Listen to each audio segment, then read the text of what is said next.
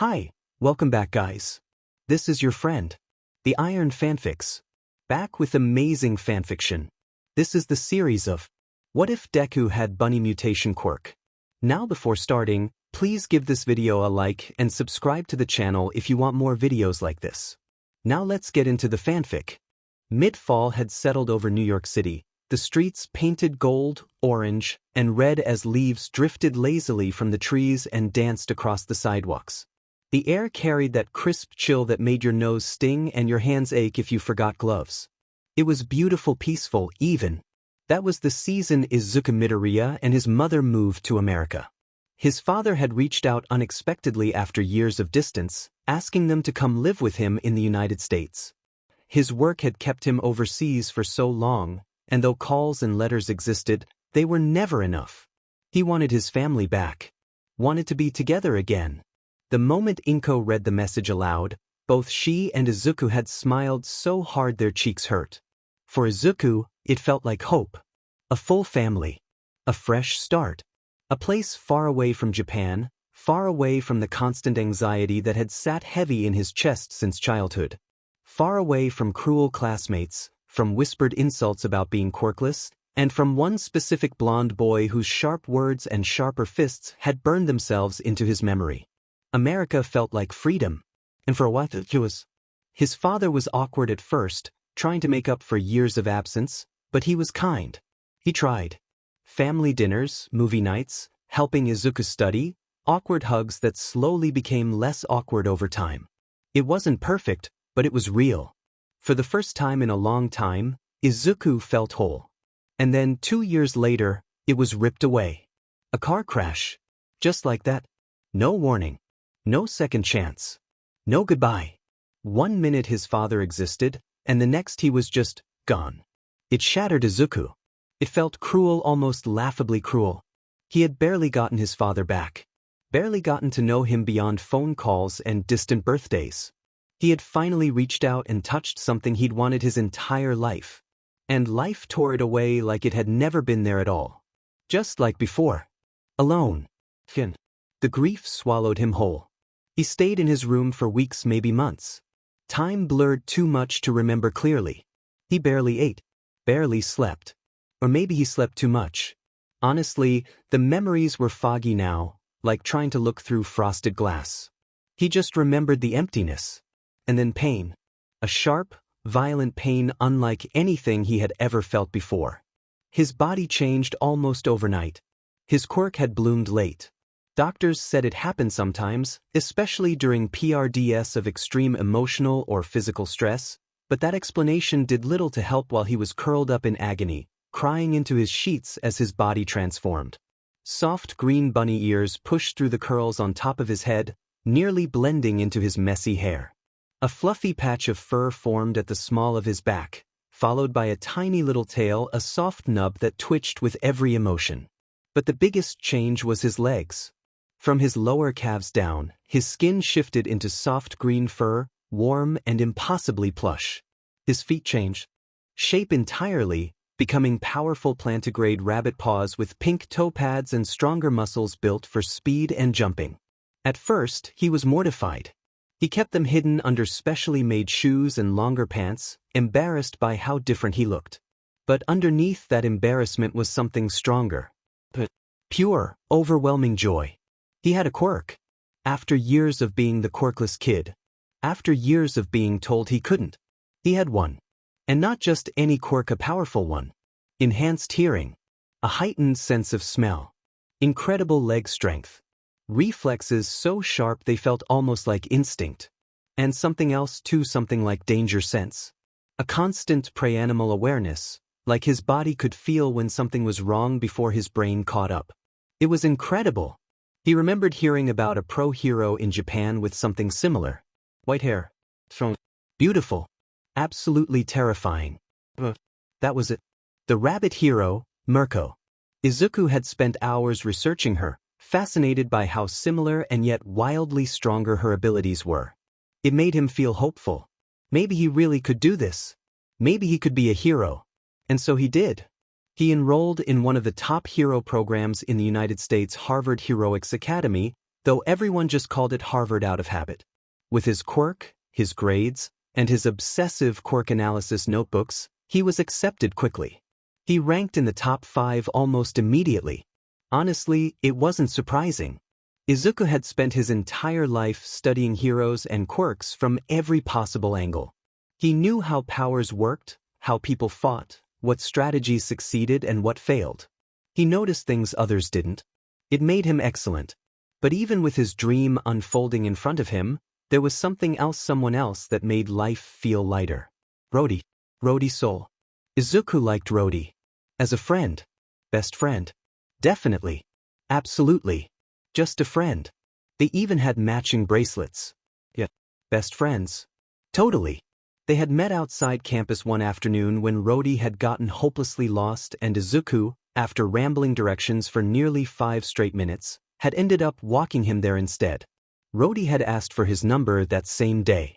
From then on, they were inseparable. They visited each other constantly. Late-night food runs.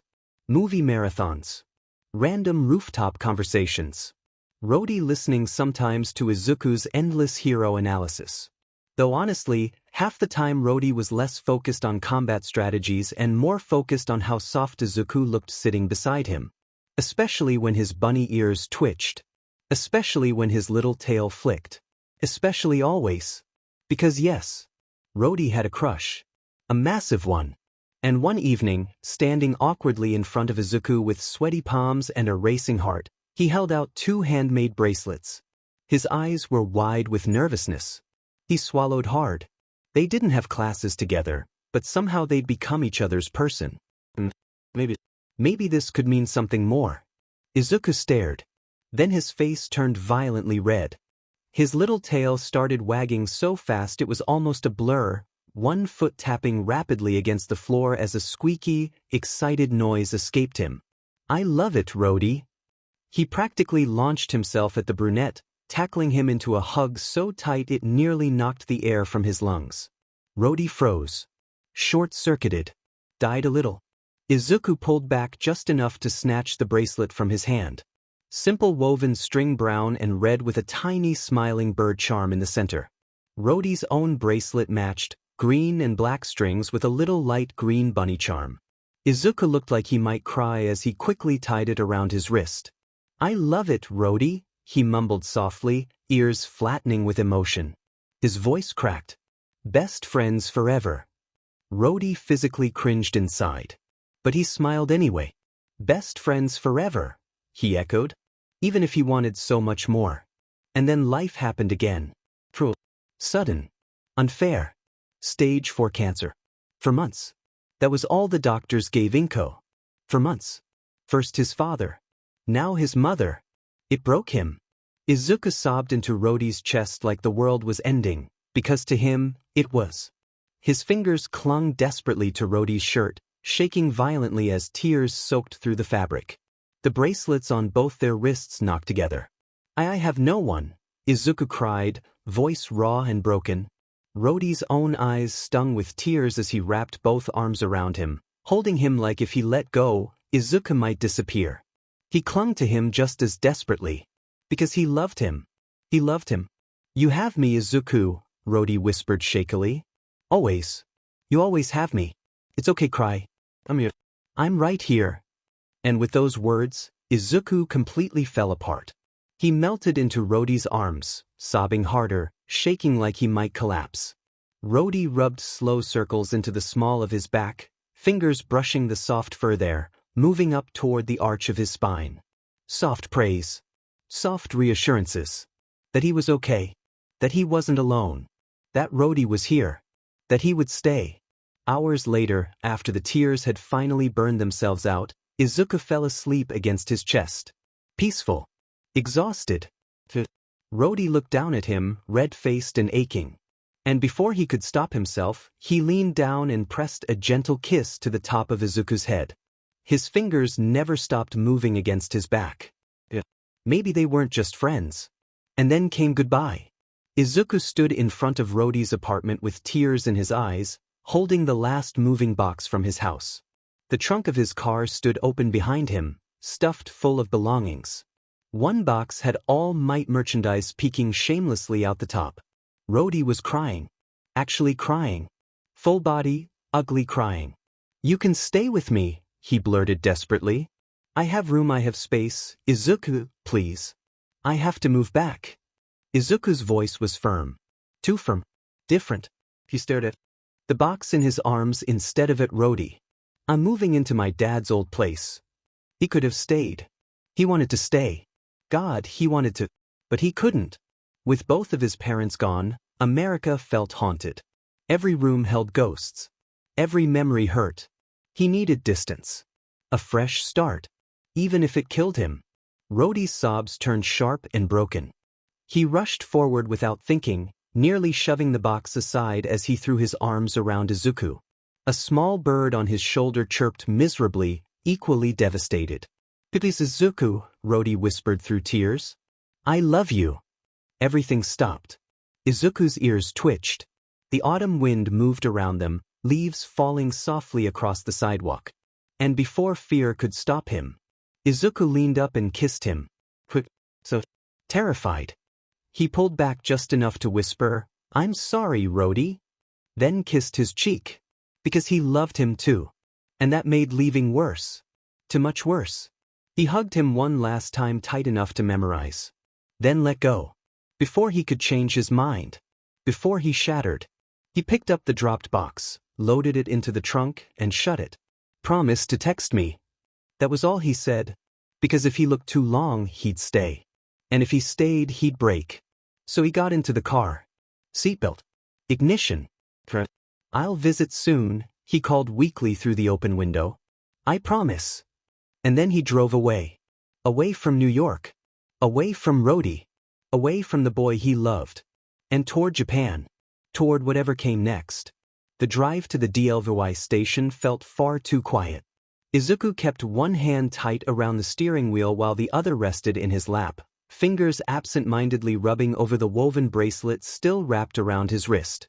Brown and red string. A tiny smiling bird charm. Rodi. Even now, with miles growing between them, it still smelled faintly like him: soap, city air, and something warm that Izuku could never quite name. His throat tightened. If he let himself think too much, he'd turn the car around. And he couldn't do that. Not now. Not after everything. So instead he focused on the road ahead. The mover station was large, industrial, and painfully impersonal. Gray concrete, bright fluorescent lights, workers hauling crates and furniture like entire lives were nothing more than shipping labels and paperwork. Maybe they were. Izuku parked, stepping out into the cold evening air. His bunny ears drooped low against his curls, exhaustion dragging at every movement. His lower legs ached from the long day, and even his tail barely twitched. He looked tired. He felt worse. Still, he forced himself through it. Paperwork. Box check-ins. Vehicle transport confirmation. Sign here. Initial there. Another signature. Another reminder that he was leaving. His father's old car would be shipped separately with the rest of his belongings, and thankfully, the woman at the front desk assured him it would arrive safely. Izuku nodded politely, though he barely heard half of what she. His mind was still standing in front of Rodi. Still hearing, "I love you." Still feeling that hug. Still tasting that goodbye kiss. By the time everything was handled, it was already getting late. Thankfully, the airport was only about a 30-minute walk from the station. He could have taken a cab. Probably should have. But walking felt easier somehow. Like moving gave him less time to think. So with a duffel bag slung over one shoulder and his hands shoved into his hoodie pocket, Izuku started walking. The city buzzed around him. Cars passed. Streetlights glowed. People laughed somewhere nearby. Life kept moving. It felt unfair. How could the world keep going when his felt like it had ended twice over? His mother was dying, his father was gone. And he had just left the person he loved standing on a sidewalk crying for him. His chest hurt. But he kept walking. Step after step. Until finally, the airport came into view. Bright lights. Crowds. Announcements echoing overhead. People rushing in every direction. It was overwhelming, but at least it gave him something else to focus on. He found his gate. Gate C. And then he waited. And waited. And waited. God, airports were just endless waiting. His foot tapped nervously against the floor, rabbit instincts making him restless and fidgety.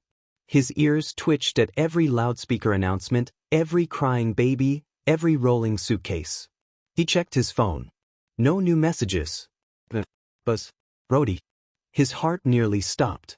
Bird Rodi. Promise you'll text when you land.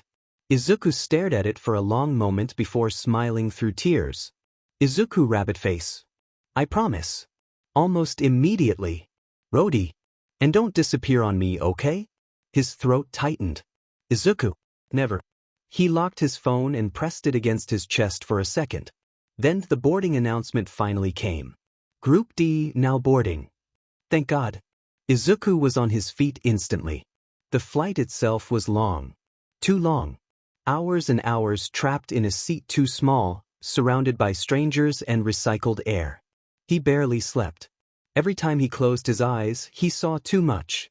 His father smiling at the dinner table. His mother laughing softly while cooking. Rodi crying in front of him. I love you. It was torture. By the time the plane finally landed in Japan, Izuku felt like a ghost. Everything was familiar in the strangest way. The language around him. The signs. The smells. The streets. It should have felt like coming home. Instead, it felt like stepping into a memory he wasn't sure he wanted. Then came more waiting. Baggage. Transportation. Notifications from the movers. His car and boxes had been delivered. But at least something was going right. 2 hours later, it was nearly 11 at night when he finally got a ride to his new house. His father's old house. His house now. The car pulled up quietly. Izuku stepped out, staring. It was nice. Smaller than he remembered from the few old pictures his father had shown him, but still nice. A soft light brown. Exterior. White trim around the windows.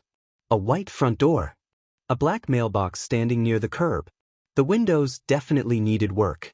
Probably the roof too. But the yard. God, the yard was beautiful. There was a garden running along the side of the house, still alive with late autumn flowers. Small bursts of color in the dark night, stubborn and bright.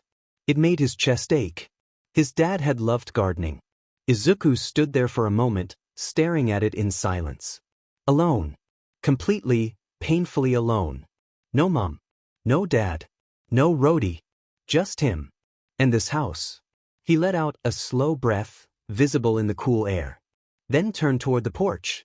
He'd been told there was a spare key hidden under a flower vase. To the right? Nothing. To the left? A ceramic vase tucked near the steps. But before he reached it, something else caught his eye. Next door. Parked obnoxiously in the neighbor's driveway was a bright orange Mustang that looked like it had been personally designed to scream for attention. Izuku stared. Tacky, he muttered. Very tacky. Definitely belonged to someone loud. Probably insufferable. He narrowed his eyes at it for a second longer before shaking his head. Not his problem. Hopefully. He moved to the vase, lifting it carefully and grabbing the small key hidden underneath. Finally, he sighed. The weather here was so different. Yesterday in New York had been all crisp wind and falling leaves. Here, the autumn air was softer. Warmer. Less biting. Japan felt quieter somehow. Still, standing there in front of the house, key in hand, it hit him again. He was really here. But starting over. His ears drooped slightly, but before the loneliness could settle too deep, he pushed the key into the lock and turned it. The door swung open. And honestly, it was better than he expected. Pre-furnished. Simple. To the left was a cozy living room with large front windows looking out into the yard. Behind it sat a decent-sized kitchen, warm wood cabinets and enough counter space to actually cook. To the right stretched a short hallway leading to a bathroom, a bedroom, and a spare room that could easily become an office or a hero analysis room. Which, realistically, it absolutely would. There was probably a laundry room somewhere near the kitchen too, maybe through the mudroom he could barely see beside the fridge. Not huge, but enough. Enough for one person. Enough for starting over. He stepped inside and quietly shut the door behind him. Then locked it. His sound echoed strangely. Final. His shoes were kicked off by the entrance almost immediately, and he padded farther inside on tired rabbit feet, exhaustion settling deep into his bones. The movers could wait. The unpacking could wait. His car could wait. Everything could wait. Tonight he just wanted to breathe. To exist. To lie down and let himself feel everything he'd been holding back. He wandered into the bedroom, dropped his duffel bag beside the bed, and practically collapsed onto the mattress face first. It smelled like dust and old linen. Perfect. His bracelet pressed against his wrist. The little bird charm cool against his skin. Rodi. He missed him already. God, he missed him. Izuku turned onto his side, staring at the unfamiliar ceiling in the dark. Next week, he'd start at his new school. New classmates. New teachers. New heroes. A whole new life. It should have been exciting. Instead, it was terrifying. But maybe terrifying didn't mean bad. Maybe it meant possibility. Maybe it meant something good was waiting. Eventually, sleep pulled at him. Heavy. Inevitable. And just before he drifted off, fingers curled around his bracelet, Izuku whispered softly into the empty room. Good night, Rodi. As if somehow, across oceans and time zones, Rodi might hear him. And for the first time since leaving, Izuku let himself hope forgetting to text Rodi he made it home. It was a little after 10 a.m. when Izuku finally dragged himself awake. Sunlight filtered in through the thin curtains of his bedroom window, soft and golden, cutting across the room in warm stripes. Dust floated lazily through the beams, and for a long moment he just lay there staring at the ceiling, feeling heavy. His body ached with that strange mix of exhaustion and jet lag, like he had slept for hours and somehow not at all. He was still wearing yesterday's clothes, wrinkled, uncomfortable, and carrying the stale scent of airports, travel, and too many hours spent moving. He needed a shower. Badly. With a low, tired groan, Izuku slowly pushed himself upright, rubbing one hand down his face. His shirt had ridden up awkwardly during the night, exposing part of his stomach and the soft line of his waist. His tail had slipped free at some point, hanging over the waistband on the back of his pants. The fluffy green appendage twitched lazily with life as a huge yawn stretched from him, jaw cracking slightly. He smacked his lips softly afterward, still half asleep, and swung his legs over the side of the bed. His furry, pawed feet touched the floor first, soft against the hardwood. The fur around his ankles was messy and sticking up in every direction, completely untamed from sleep. Honestly, he probably looked like he'd been hit by a truck. Slowly, he stood, stretching his arms high above his head before bending backward slightly. A loud crack came from his lower back. Then another. And another as his spine shifted back into place. Ah, he sighed, voice rough with sleep as he straightened up, finally feeling a little more human or, well, close enough. Another yawn escaped him before his brain suddenly caught up. His phone. Rodi. Izuku froze mid-step. Oh no. He had completely forgotten to text him back. It wasn't like they were dating, not officially, anyway. Whatever had happened before he left, it had felt more like a confession than anything. Something soft and uncertain and unfinished, left hanging in the space between them before they parted. Still friends? Probably. Hopefully. But judging by the pit forming in his stomach, Rodi had definitely noticed the radio silence. Izuku quickly patted down the sides of his pants before pulling his phone from his right pocket. It was warm from being trapped there all night. He pressed the power button and winced when the screen lit up. 25%. Of course. Rolling his eyes at himself, he unlocked it and opened his messages. Rodi. Izuku. Answer me please. Did you make it? Hey, are you okay? Izuku, don't make me fly over on your first day and beat you up. Midoryias. Answer me. Izuku groaned softly, dragging a hand down his face again. Yeah. I deserve that. He typed quickly. Izuku. Hey Rodi, I'm so sorry. I fell asleep, jet lag and the time difference hit me like a truck. I was really tired. I made it home safe though. I'm okay. I'm actually about to hop in the shower. He stared at the message for a second before finally hitting send. Immediately, some of the tension in his chest eased. With a small huff, he set the phone down on the bed and looked around the room properly for the first time. It was still half unpacked. Actually no, not even half. His suitcases were still sitting by the wall exactly where he had dropped them last night, and the rest of his things were still out in the car. Boxes of clothes, books, random keepsakes, and things he couldn't bring himself to leave behind. Including the car itself. Izuku's gaze drifted toward the window. His dad's car. Now, the old sedan sat parked in the driveway, familiar and a little worn, but still reliable. It had belonged to his father before he passed, and even now, stepping inside it still felt strange sometimes. The faint scent of old cologne had long faded, but Izuku still swore he could feel him there like memories pressed into the seats and steering wheel. It was one of the few things he had left. Taking a slow breath, Izuku grabbed his keys from the dresser and headed downstairs. The house was quiet, the kind of quiet that still felt unfamiliar. Every step on the stairs creaked softly beneath him. He rubbed sleep from his eyes as he crossed the kitchen and stepped outside into the cool autumn air. The morning was crisp, leaves scattered across the driveway in shades of orange, red, and gold. Somewhere nearby, birds chirped lazily, and a breeze stirred the trees overhead. Izuku unlocked the car and opened the back door. Boxes. Way too many boxes. He sighed dramatically. Future me is really going to hate present me.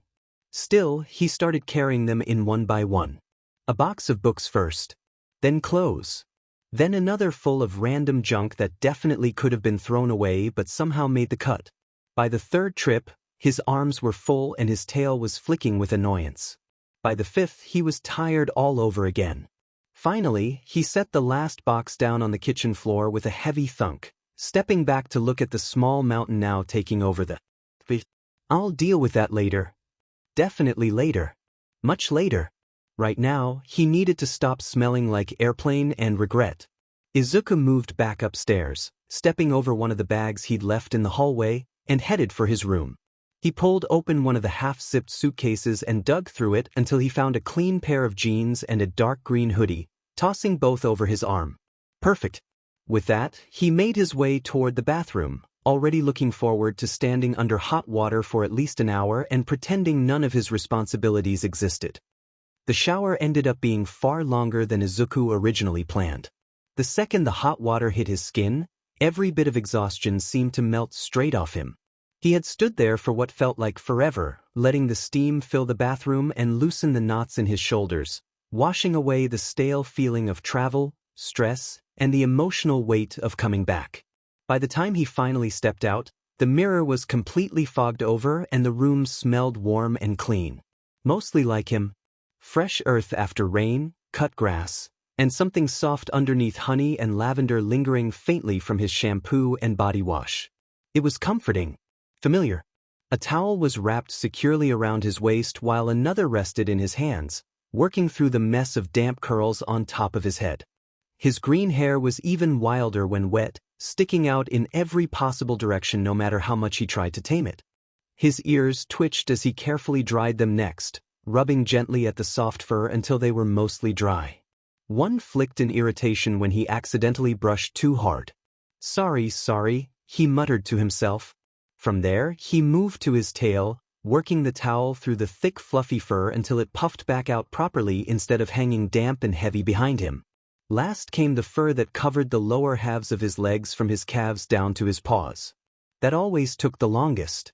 By the time he was done, he felt significantly less like a drowned animal. Better. Alive Eve. He tossed the towels into the hamper and pulled on a pair of jeans, adjusting them carefully around his tail before slipping into the dark green hoodie he'd grabbed earlier. It was soft, oversized, and worn in all the best ways, exactly the kind of hoodie you stole from yourself over and over again. Perfect. His stomach growled loudly the second he stepped into the hallway. Izuku froze. But food. He had barely eaten anything yesterday between the flight and unpacking, absolutely nothing. Still rubbing at one of his ears, he made his way downstairs and into the kitchen, hopeful. Maybe the movers had put his leftovers in the fridge, had to have left something. He opened the fridge. Silence. A bottle of water. half a carton of milk, questionable mustard, and one lonely bag of carrots sitting in the produce drawer like they were personally mocking him. Izuku stared. Seriously? Checked the pantry. Nothing helpful. He checked the counter. Nothing. He looked back at the fridge. The carrots looked back. Defeated, he grabbed one and shut the fridge. Guess this is my life now. He leaned against the counter and bit into it with a loud crunch. Honestly? Not bad. Actually pretty good. He stood there in the kitchen at almost 1 in the afternoon, hoodie slightly oversized, hair still damp, tail lazily held up behind him, aggressively eating a carrot like it had personally offended him. By the time he finished it, he'd made a decision. He needed groceries. Real groceries. Food that wasn't rabbit propaganda. Marching back upstairs, he grabbed a pair of socks and pulled them on before slipping into his boots. He laced them quickly, grabbed his wallet, phone charger, and keys from the dresser, then headed back downstairs.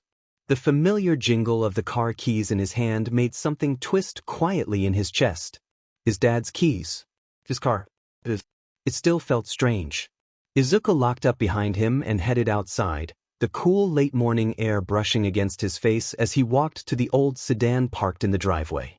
Leaves crunched softly under his boots. He slid into the driver's seat, pausing for just a second with both hands resting on the wheel. The interior was old but clean. Familiar. Comforting. He took one quiet breath. Then started the engine. The drive should have been simple. Should have been. But being gone for years apparently meant every road looked both familiar and completely wrong. New stores had been built. Old landmarks were gone. Streets had changed names. Somehow he missed 2 turns, ended up on the wrong highway, turned around twice, and spent nearly 40 minutes driving in circles while his GPS tried and failed to save him from himself. By the time he finally found the grocery store, it was nearly noon. He was confused on how hard that was. I mean, his new house was about an hour away from his old home with his mother. Izuku parked with a long sigh, shutting the car off and leaning forward until his forehead thunked softly against the steering wheel. I used to live here. The pause. How did I get lost? No answer came. Eventually, he dragged himself inside. The store was busy enough to be annoying but not packed. Carts rattled, people talked quietly, overhead music played something forgettable, and the smell of fresh bread drifted from somewhere near the bakery section. Izuku grabbed a cart and started filling it with rice, fruit, vegetables, actual food. Frozen meals for lazy days, tea, bread, instant ramen because some habits never died. Way too many snacks. And, of course, carrots. He made his way to produce last, eyeing the selection critically. He preferred the bigger ones. They always tasted fresher somehow. Sweeter. Better crunch. Yeah, he had carrots at home, and yes, it was rabbit propaganda, but it doesn't mean he don't like them. Unfortunately, the bag he wanted was shoved all the way in the back of the top shelf like it had been placed there by someone with a personal vendetta. Izuku reached. He stretched onto his toes, pawed feet awkward inside his boots. Still missed. He tried again. Nothing. Come on. One more reach, a hand moved past him. Longer fingers, pale skin.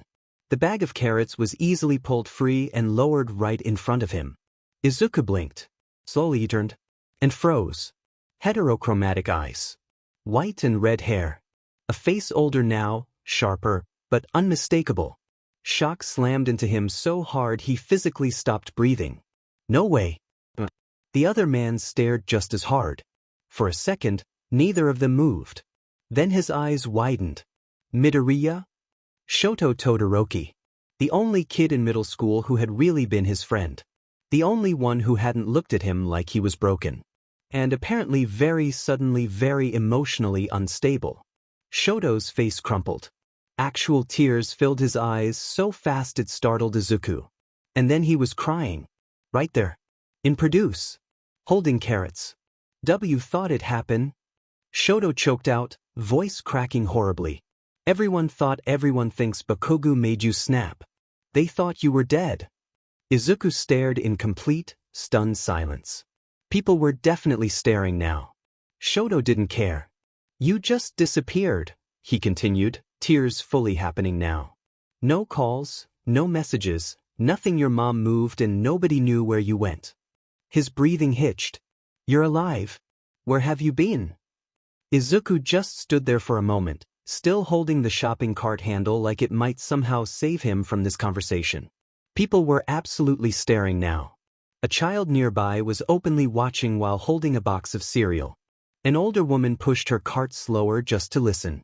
Shoto, meanwhile, was still standing there in the middle of produce with tears in his eyes and a bag of carrots in his hand like his entire emotional breakdown had been scheduled. Honestly, the tract. Izuku started weakly, rubbing the back of his neck. I'm not dead. Shoto let out a strangled sound that was probably supposed to be a laugh and wiped at his face quickly. That is not helping. Sorry. Bad wording. Izuku sighed softly, his tail twitching along with his left ear. No, I didn't disappear because of that. Or because of KC-. He paused, choosing his words carefully. Well, not exactly. Shoto sniffed, trying to recover some dignity and failing. Izuku gave him a small, tired smile. A few years ago, my dad contacted us. He'd moved to America for work a long time ago, and he wanted us to come live with him. He said he missed us. Mom and I, his expression softened, we were really happy. I thought maybe things were finally going to get better. Shoto listened quietly now, his breathing slowly evening out. So we moved. Pretty suddenly, honestly. New country, new school, new everything. I didn't really get the chance to tell anyone properly before we left. The fingers tightened slightly around the cart handle. It was good for a while. The softness in his voice faded. But they're gone now. Shoto's expression changed instantly. Confusion. Then realization. Then something far heavier. His voice came out quiet. Your parents. Izuku nodded once. My dad passed first. A little over a few years ago. His throat tightened, but he kept going. And my mom, not long after. The silence between them felt heavier than the grocery bags around them. Shoto looked devastated all over again. Tears threatened to return immediately. Izuku. The use of his first name after so many years hit harder than expected. Izuku gave a small shrug, though it looked more tired than casual. It's okay. Well, not okay, obviously, but he exhaled softly. I came back. This was home first, you know? And I still had the house. Dad's car too. I didn't really know where else to go. For a moment, neither of them said anything. Then Shoto looked him over again, more carefully this time. His ears. The tail. The fur that poked out the top of his boots. The sharper canines peeking when he spoke. Strange for a bunny. Maybe more than a simple body change. The scent. The everything. Your quirk. Shoto asked carefully. Izuku blinked, then looked down at himself. Oh, yeah. Izuku laughed awkwardly. That probably should have been explained first. Probably, Shoto huffed. It came in late. Izuku mumbled. Shoto stared. Izuku rubbed the back of his neck again. Like, really late. Apparently my body just decided to be dramatic about it. Doctors called it a delayed manifestation. Rare, but not impossible. He gave a small, embarrassed smile. Scared the hell out of everyone when it happened. What is it? Shoto asked. Some kind of mutation type, mostly. Enhanced senses, stronger legs, balanced stuff, the tail obviously. He gestured vaguely behind him. And apparently I'm emotionally attached to carrots now. Shoto looked down at the bag still in his hand. Then back at Izuku. I can see that. Izuku sighed. It's a hard life. That finally got a small laugh out of Shoto. The tension eased just a little. Then Shoto blinked. Wait. Izuku blinked back. Wait, what? Izuku mumbled. You're back. Like, back? Yeah, he said. For good. Hopefully. Unless I get lost driving again and accidentally end up in another country. Izuku chuckled. Shoto ignored that. School. Izuku nodded. Yeah. Actually, he shifted a little, suddenly feeling awkward again. I'm starting next week. You had transferred everything over after a lot of paperwork and a lot of suffering. Shoto stared. Izuku continued. I'm joining Class 1A. There was a beat of silence. Then Shoto gasped. Actually gasped.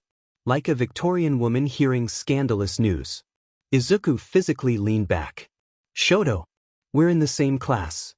Yes, Izuku said confused. We are in the same class. Yes. Shoto grabbed both of his shoulders. We are in the same class. Becoming concerned. Shoto looked genuinely delighted, like the universe had personally handed him a gift after years of emotional damage. You're coming to UA. Izuku laughed, unable to help it. Oh yeah. I should have known you'd end up there. Of course you'd become a pro hero. Shoto blinked. Then, with complete seriousness, said, I should have known you would too. That hit harder than Izuku expected. For a second he didn't know what to say. Back then, before everything, before America, before loss, before all of it, that had been the dream. Saving people. For a long moment he just smiled, small, soft, and a little sad. Yeah, he said quietly. Did you know I'm number 4 in the Harvard? Izuku said bluntly. Shoto blinked. Twice. Then a third time, like his brain needed a full system reboot. You're ranked what? Izuku shifted awkwardly beside the shopping cart, one hand rubbing the back of his neck. It seemed to be a habit he did out of nervousness. Number 4. At Harvard Hero School. Silence. Absolute silence. Even the weird grocery store music felt like it got quieter. Shoto just stared at him. The bag of carrots was still in his hand. A store employee pushing a cart nearby slowed down very noticeably. Izuku gave a nervous little laugh. It sounds kind of bad when I say it out loud. Not even top 3. Shoto's expression somehow became even more blank. You disappeared for years. Yeah. You came back with a mutation quirk. Also yeah. You casually mentioned joining UA next week. With me. And now you're telling me you were ranked 4th in one of the top hero schools in America. Izuku huffed.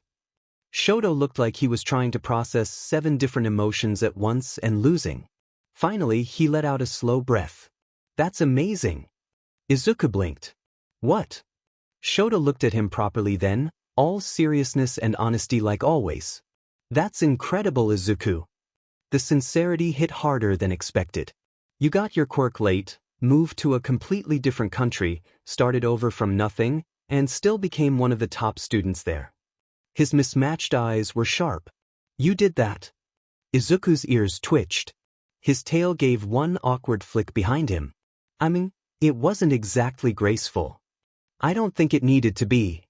For a second, Izuku just stood there, caught off guard by how genuine Shoto sounded. He laughed softly, looking down. You always did that. Glad to see you haven't changed much. Do what? Make things sound way cooler than they actually are. Shoto considered that. I think you just underestimate yourself. Izuku immediately chose not to respond to that. Instead, he grabbed the bag of giant carrots from Shoto and dropped them into the cart like that would somehow save him. It did not. Shoto followed right behind him. So, he said. Izuku sighed. So, tell me more about your quirk. There was. Honestly, he should have expected that. They started walking slowly through the produce section while Izuku explained. It's mostly mutation-based, he said. Enhanced senses: hearing, smell, balance, reflexes. I heal faster than normal, my legs are stronger, and apparently I can jump way higher than is socially acceptable. Shoto nodded seriously. The tail helps with balance? Mostly. Also emotional betrayal because it moves on its own and exposes me constantly. I see. The ears are worse. They twitch when I'm embarrassed. Right on cue, one of them twitched. Shoto stared. Useful. Horrifying. What about combat? Izuku sighed like a man who had suffered. Close combat got way easier. Speed too. My legs help, but mostly it's movement and instincts. I fight. In a way. Mainly with my legs. I'll show you soon.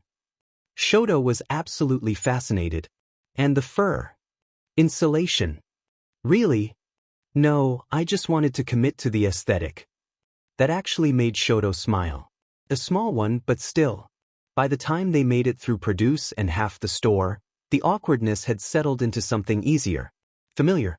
Like they'd somehow picked up an old conversation they'd only paused yesterday instead of years ago.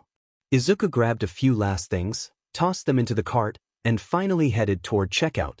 Shoto followed like this had become his day now. At the register, while Izuku unloaded groceries, Shoto spoke like he'd only just made a decision. I can help. Izuku looked up. With what? Unpacking. Izuku blinked. Shoto shrugged like it was obvious. You said you just moved back. You probably still have boxes everywhere. That was painfully accurate. There are, Izuku admitted. A lot of them. Then I'll help. You don't have to, Izuku said, face flushing red. I know. Shoto said it so simply that Izuku stopped. No hesitation. No obligation. Just offered. Because he wanted to. Something warm settled in Izuku's chest. He smiled. Hey, yeah, I'd like that. Shoto nodded once like that settled it. Simple. The cashier looked between them like she was watching a drama unfold in aisle 6.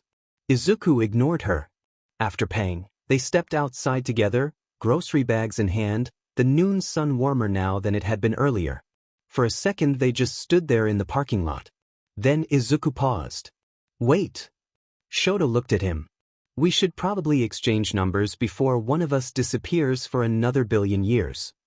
Shoto blinked. That would be smart. Thank you, I have occasional moments of genius. They traded phones.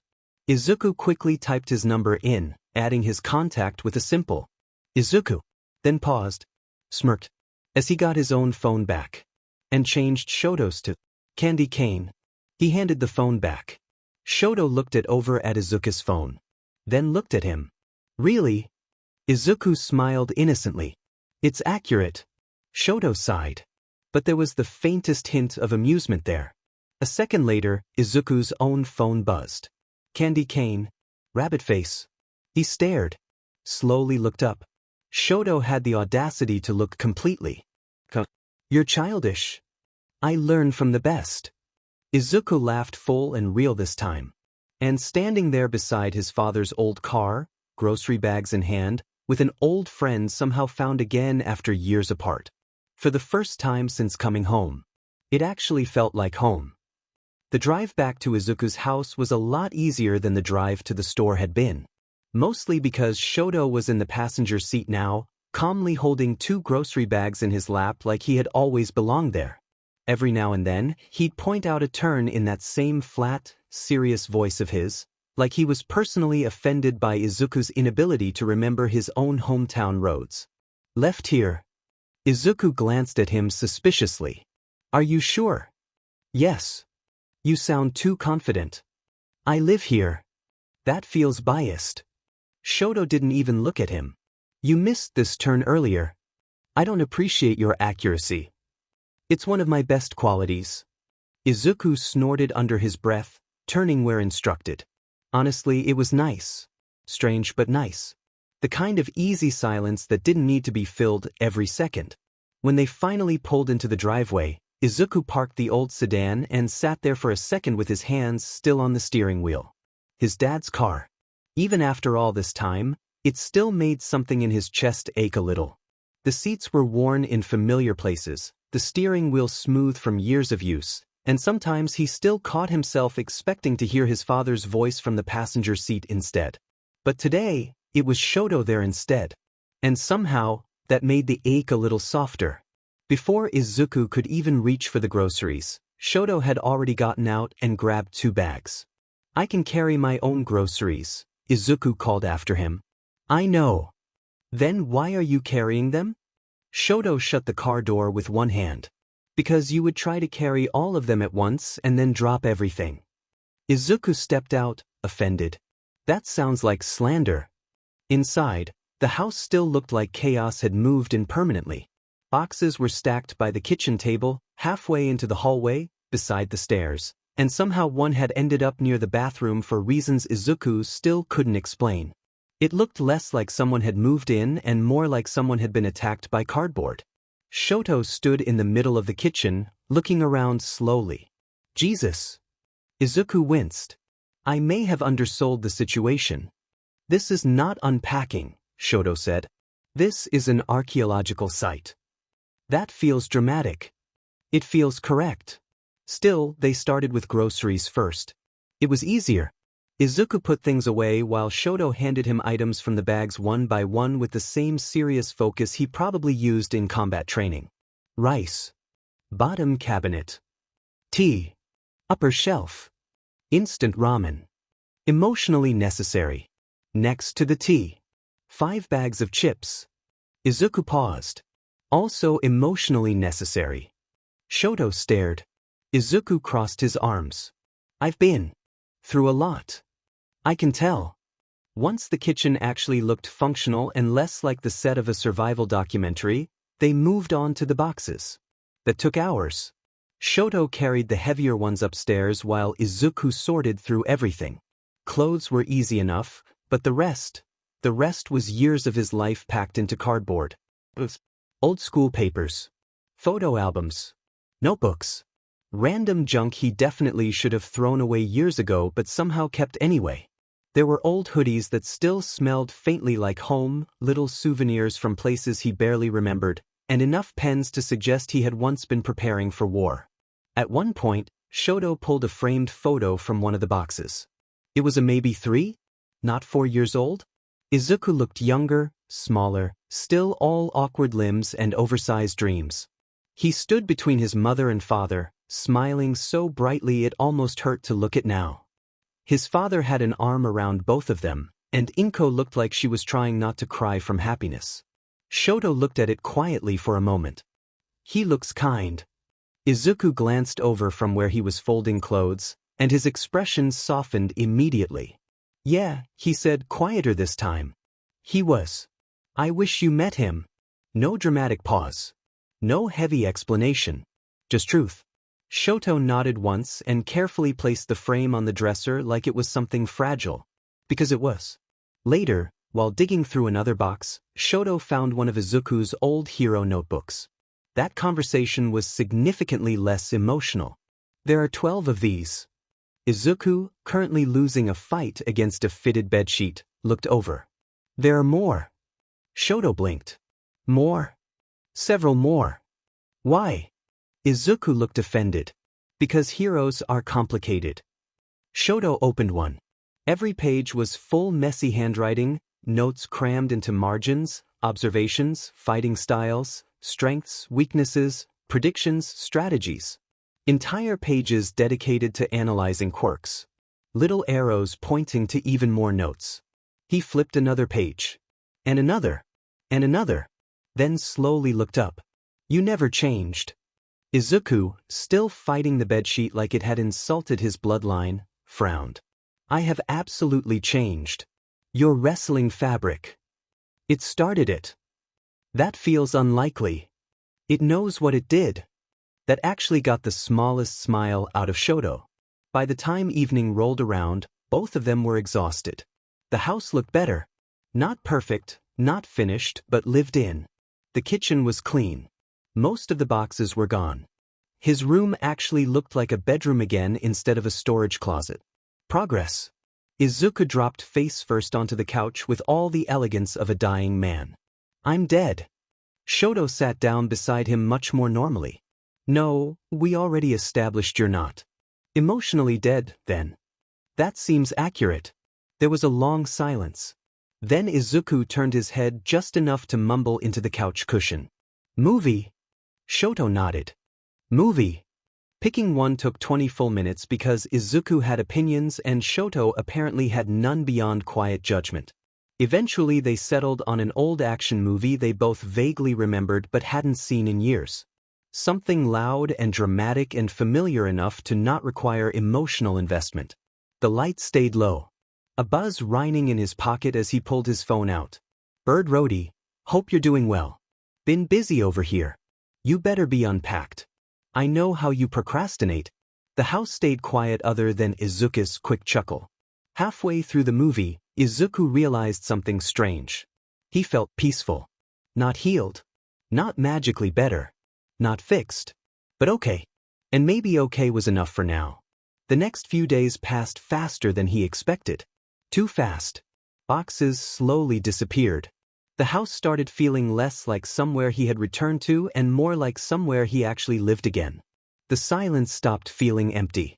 And almost every other day, Shoto showed up. Sometimes with food. Sometimes with coffee. Sometimes with absolutely no warning at all. Once, he arrived holding a bag of takeout and said, "You looked like you were forgetting to eat again." Which was rude. And accurate. He was trying to eat light since he didn't have a job yet. But thankfully he didn't have to work. He just have to be easy on expensive since the government pays him due to the deaths of his parents. Yeah. Sometimes they unpacked. Sometimes they trained in the backyard. Which quickly amazed Shoto every time. Yeah, Izuku hadn't shown off his quirk really other than fast reflexes, but man did he throw a punch. Sometimes they sat in the living room doing completely separate things in total silence. And somehow, that silence never felt awkward. It just felt easy. Comfortable. Like Shoto had quietly decided he belonged in Izuku's life again and skipped asking permission. And the weirdest part? Izuku didn't mind. Actually, he liked it. A lot. Then suddenly, without asking if he was ready. It was the night before UA. Izuku stood in his bedroom staring at his uniform hanging neatly from the closet door like it had personally arrived to threaten him. Tomorrow he would walk into UA. New city. Old memories. New class. Old people. Bakugou. That alone felt like a medical emergency. His tail twitched behind him once. Twice. His ears twitched every time he thought too hard. He was nervous. Obviously. He kept trying not to be nervous, which somehow only made him more nervous. He had no idea if Katuski would be seen, but he knew he went to UA. Shoto had slightly mentioned it before he shut up due to Izuku's instant panic. There was a knock downstairs. Izuku froze for half a second before sighing. He already knew who it was. He went downstairs and opened the door to find Shoto standing there holding an overnight bag like this was the most normal thing in the world. Izuku stared. "Why do you have luggage?" "I'm sleeping over." "You say that like I agreed." To that, Izuku hummed. "You were going to," Shoto huffed. "I absolutely was not." "You should." Izuku blinked slowly. Shoto stepped inside like the conversation had already been won and set the bag by the couch. "Tomorrow is your first day back," he said. "You're anxious. UA is a 15-minute walk from here. I'm walking with you." Izuku crossed his arms. "That explains the walking. It does not explain the sleeping over. It would be inefficient for me to walk here in the morning. That is the weakest excuse I've ever heard." "It is also correct." Izuku dragged both hands down his face. "You are impossible. I've been told that. You invited yourself into my house." "Yes." "You brought luggage." "Yes." "You planned this." "Yes." Shoto stood there looking completely calm, like this was basic logic and Izuku was the unreasonable one. Which somehow made it worse. Izuku stared at him for a long moment. Then sighed. Because honestly? Because secretly? Because maybe the idea of being alone tonight sounded worse than admitting he wanted company? "Fine." Shoto nodded once. "I know. I hate that response." "No, you don't." Unfortunately. He really didn't. Later that night, they sat on the couch in soft clothes with takeout containers scattered across the coffee table and some random movie playing quietly in the background. Tomorrow waited on the other side of midnight. UA waited. Everything waited. But for right now, in the quiet warmth of the house, with Shoto beside him and the familiar comfort of not being alone, Izuku let himself breathe. Maybe coming back hadn't been starting over. Maybe it was finding the pieces of himself he thought he'd lost. Maybe home wasn't a place. Maybe it was this. Izuku barely slept. It wasn't for lack of trying. He had gone to bed at a reasonable time, lights off, phone down, blankets pulled up, and every intention of being a normal functioning person before his first day at UA. Unfortunately, his brain had other plans. Every time he closed his eyes, it was something new. What if everyone stared? What if Bakugou saw him? What if he tripped walking into class? What if he somehow got expelled on day one? His tail thumped irritably against the mattress. Beside him, from the makeshift sleeping setup Shoto had claimed on the floor with suspicious ease, came a flat voice through the darkness. "You're thinking too loud." Izuku groaned into his pillow. "I hate that you can tell. You've sighed 17 times. You counted?" "I stopped counting." "Rude. Go to sleep." "Trying." Izuku huffed out with a yawn. Eventually somehow sleep won. Which made the next part significantly worse. Because the next thing Izuku knew, sunlight was stabbing through his curtains and someone was shaking his shoulder. Midoryias. The pause. Midoryias. Another pause. Then much closer to his ear. "Izuku." He made a deeply offended noise and pulled the blanket over his head. "No." "Yes." "No.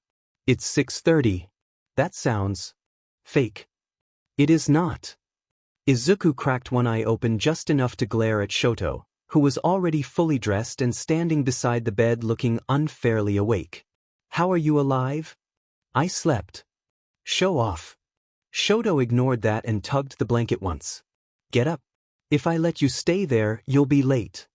Izuku groaned dramatically and flopped onto his back like a man being asked to march to war. "This is suffering. This is school. Same thing." Still, he dragged himself up. His hair was a disaster. His tail looked personally offended. One ear was folded weird like it was snapped right in the middle, flopping forward from sleep, and refused to cooperate. He shuffled toward the bathroom looking like something that had been pulled from the woods. Shoto watched him go. "You look terrible." Izuku pointed at him without turning around. "You're lucky I'm too tired to fight." The shower helped. Not as much as yesterday's had, but enough to make him feel like a person again instead of a haunted forest creature. He stood under the warm water longer than necessary, letting it calm the buzzing nerves in his chest. Today was happening. No avoiding it. When he stepped out, towel around his shoulders and damp curls dripping slightly down his neck, the anxiety returned immediately. His uniform was waiting. Neatly folded. Threatening. Izuku stared at it. Then at himself in the mirror. Then at the ears on top of his head. Then at the tail swaying nervously behind him. Absolutely not. From outside the bathroom, Shoto's voice came immediately. "That sounds concerning." All Izuku could do was groan. He missed Shoto, but he talked like when there were kids. No emotions. Easy answers. A few minutes later, Izuku emerged from the bathroom in partial uniform and what could only be described as a personal crisis. His shirt was on, tie loose around his neck, blazer still hanging over one arm. But his tail was gone. Well hidden. Mostly. Shoto blinked. Then looked higher. Izuku's ears were gone too. Or rather, they were very much still there, but tied down carefully and hidden under his hair in a way that made it look like he had a slightly messy little bun at the back of his head. It was suspiciously effective. Shoto stared. "What did you do?" Izuku refused eye contact while adjusting his tie. "Nothing." "That is clearly something." "It's fashion." "That is not fashion." "It could be." Shoto stepped closer, examining the situation with the intensity of a crime investigator. "Did you tie your ears down?" Izuku mumbled something. "I need subtitles." "Yes, okay, I tied them down." Shoto blinked. "Why?" Izuku finally sighed, shoulders dropping slightly. "Because honestly? Because the truth was embarrassing. I'm nervous." Shoto waited. Izuku rubbed the back of his neck. "I know it's stupid, but I've been gone for years. I look different. I feel different. Everyone already thought I disappeared or died or something dramatic, and now I'm just showing up looking like," he gestured vaguely at himself, thought he was talking. He only knew one other person who would recognize him. Shoto looked at him. "This is just you." Izuku laughed once, small and tired. "Yeah, I know. But I just want to lay low. They'll see soon anyways." That was the real part. Not shame. Just exhaustion. He didn't want questions first. He wanted a chance to breathe. To settle. To exist. Shoto was quiet for a moment. Then he nodded once. "That makes sense." No argument. No judgment. Just that. And somehow, that helped more than if he'd tried to convince him otherwise. Thank you, Izuku said quietly. Shoto nodded again. Then pointed. Your fake bun is crooked. Wow, okay. I'm helping. Are you though? Somehow, with Shoto fixing the tie job and Izuku aggressively pretending this wasn't humiliating, they managed to get him looking mostly normal. Mostly. By the time they were both ready, the sun was fully up and the morning air outside was cool and crisp. Izuku locked the front door behind them, adjusting his bag over one shoulder. Looking around. Nothing seemed different other than a strange orange Mustang missing today. That's the first time he's seen it gone. His stomach was in knots. Today. Actually today. Shoto stood beside him like this was nothing. You're walking weird. I am full of fear. That explains it. They started down the sidewalk together, the 15-minute walk to UA stretching ahead of them. Autumn had settled in fully now. Leaves scattered across the pavement in reds and golds, and the air smelled like cold mornings and the promise of rain later. Izuku kept shoving his hands in and out of his pockets. His tail hidden under careful clothing still twitched nervously. His ears kept threatening mutiny. And the closer they got, the worse it got. Shoto noticed. Of course he noticed. Without saying anything, he just stayed close. Never too far ahead. Never behind. Always there. Like if Izuku panicked and bolted into traffic, Shoto had already planned for it. Which honestly was fair. About halfway there, Shoto suddenly turned. Breakfast. Izuku blinked. What? You forgot to eat. I had anxiety. That is not breakfast. It felt filling. No. And just like that, Izuku was being redirected towards a cafe connection to Udare. It smelled like coffee and warm bread the second they stepped inside, and suddenly Izuku realized he was actually starving. They had barely reached the counter when a familiar voice lit up behind them. Shoto! Both of them turned. Achiko Uraraka stood there holding an iced drink and looking like she just witnessed a miracle. Then her eyes landed on Izuku. And she lit up even more. Oh my gosh, hi. Izuku blinked. Hi. She walked right over like they were already friends. I'm Achiko. You're new, right? I'd remember you. Izuku barely had time to answer before she grabbed both his hands dramatically. You have such good vibes. He stared. Thank you. I love him, she announced to Shoto. Shoto nodded like this was expected. Yes. Izuku looked between them. What is happening? Friendship, Uraraka said confidently. Then she gasped. You have to meet my boyfriend. He's the class rep of 1A and he loves making friends and rules, and honestly sometimes I think he runs on pure responsibility. Izuku blinked. Class 1A? Yes. The pause. Izuku pointed weakly at himself. I'm in that class. There was silence. What? Half the cafe looked over. Uraraka did not care. You're in 1A? She nearly yelled. No way. Oh my gosh, that's perfect. Before Izuku could recover, she had already turned and shouted across the cafe. Ida! From somewhere near the tables came a very alarmed voice. Please do not yell my name like that in public. A tall boy with sharp posture and even sharper urgency immediately stood from one of the tables near the window, nearly knocking his chair back in the process. Tenya Ida. He moved with the kind of energy that made it seem like he was perpetually late for something important, glasses catching the morning light as he adjusted them with quick precision. Uraraka, he started as he approached, already sounding mildly distressed, I have asked you several times not to yell across public establishments. It creates unnecessary disruption and... He stopped when he noticed Izuku. His whole expression shifted into polite curiosity. There was no recognition there. Of course there wasn't. To everyone else, Izuku was just the new transfer student. A stranger. Ida straightened immediately, formal as ever. Oh, my apologies. I was unaware you were with company. Uraraka beamed like she had personally arranged this meeting through fate itself. Ida, this is Izuku. He's new and I like him already. Izuku blinked. That was fast. I trust my instincts. That feels dangerous. It usually is, Shoto said flatly to Uraraka. Ida offered his hand with perfect posture. Tenya Ida. It is a pleasure to meet you. Izuku took it quickly. Izuku midoryias. Nice to meet you too. Ida smiled politely. Welcome to UA midoryias. If you are a friend of Todoroki's, then I am certain you are respectable. Shoto, beside them, said without hesitation, debatable. Hey, what the heck, man? Izuku whined out. Uraraka laughed. Oh, I like him, she chuckled out. Izuku pointed accusingly at Shoto.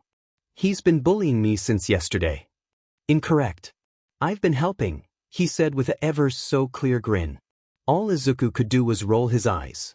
They ended up taking over one of the larger tables near the window, sunlight spilling across the surface while the cafe slowly filled with more students heading toward campus. It felt strangely normal. Too normal. Izuku sat with his coffee and toast, trying very hard not to look like someone internally preparing for battle. Because in about a bit, he'd be walking into UA. His stomach was doing backflips. Uraraka, meanwhile, had decided they were best friends. So where'd you transfer from? She asked, stirring her drink. Izuku swallowed. America. That got immediate reactions. America? Uraraka repeated. Ida adjusted his glasses. Izuku nodded. Yeah. My mom and I moved there a few years ago because of family stuff. I ended up staying for school. Uraraka's eyes sparkled. That's so cool. Was it like the movies?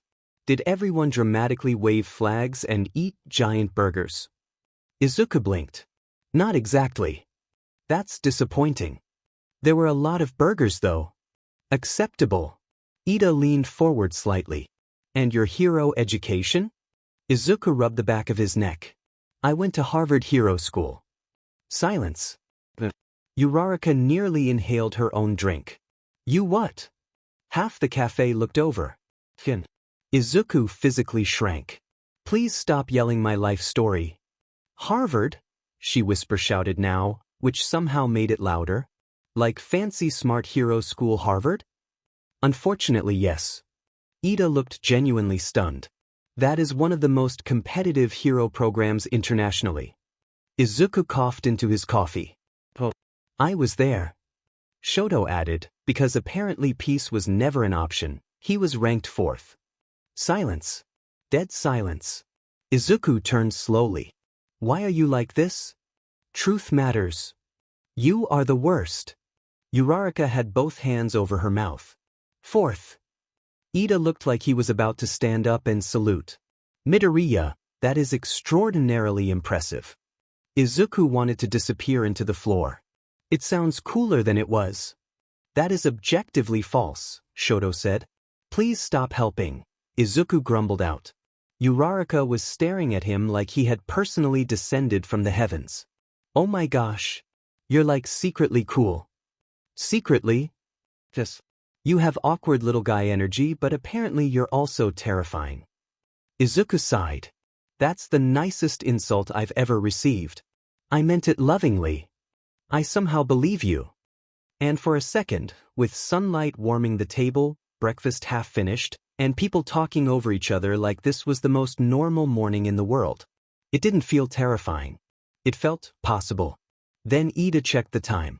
And instantly became a man possessed. We need to leave now. Izuku blinked. We have 20 minutes. Exactly. Uraraka groaned. He does this every single day. It is called preparation, Ida said with a huff. His serious glare staring daggers into his own girlfriend. It is called stress. It is called being correct. Shoto stood, grabbing his bag. He's right. Uraraka pointed at him. You're enabling him. I prefer supporting. Izuku sighed and stood too, adjusting the strap of his bag over one shoulder. And just like that, it was happening. They stepped outside together, the morning air cool against his face as UA rose in the distance. Big, terrifying. His chest tightened. His hidden tail twitched under careful layers.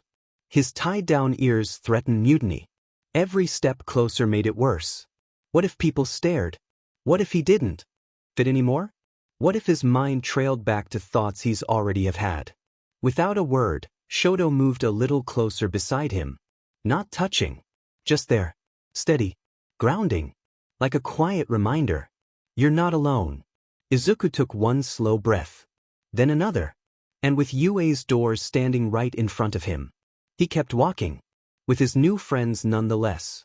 Shoto walked beside him like always steady, calm, hands in his pockets like he didn't have a care in the world. It was unfair, honestly. Some people were just naturally built to look composed. Izuku was not one of those people. His hidden tail twitched under his uniform pants every few steps, annoyed and restless. The careful way that his tucked-in sheet left his tail around it made moving feel strange, and the tied-down ears disguised beneath his curls were already starting to ache. He ignored both. He was too busy staring at the massive gates of UA getting further away with each step he walked onto campus. Entering the building. Beside them, Uraraka had happily claimed Ida's hand like it was the most natural thing in the world, swinging their joined hands slightly as they walked. Ida, despite looking like he was still mentally organizing everyone's schedules for the next month, held her hand without hesitation. It was kind of adorable. And mildly disorienting. Izuku glanced at them. You two are disgustingly cute. Uraraka beamed immediately. Thank you. Ida adjusted his glasses with his free hand, somehow looking both embarrassed and proud. We maintain a healthy and supportive relationship built on trust, communication, and mutual respect. Izuku blinked. That was the most Ida answer possible. He said, already grasping how stern-spoken he was. It was, Shoto agreed. I know, Uraraka said fondly. Izuku snorted. This was weird. Good weird. The kind of weird that made his chest feel lighter. Still, every step inside campus made the nerves come back stronger. Students all through the halls. Students passed them on the sides in uniforms, laughing, talking, rushing toward class. Some familiar faces flickered past older students, people he vaguely remembered from middle school, names he couldn't quite grab along with some of the higher students he's seen on the news from events like the sports festival.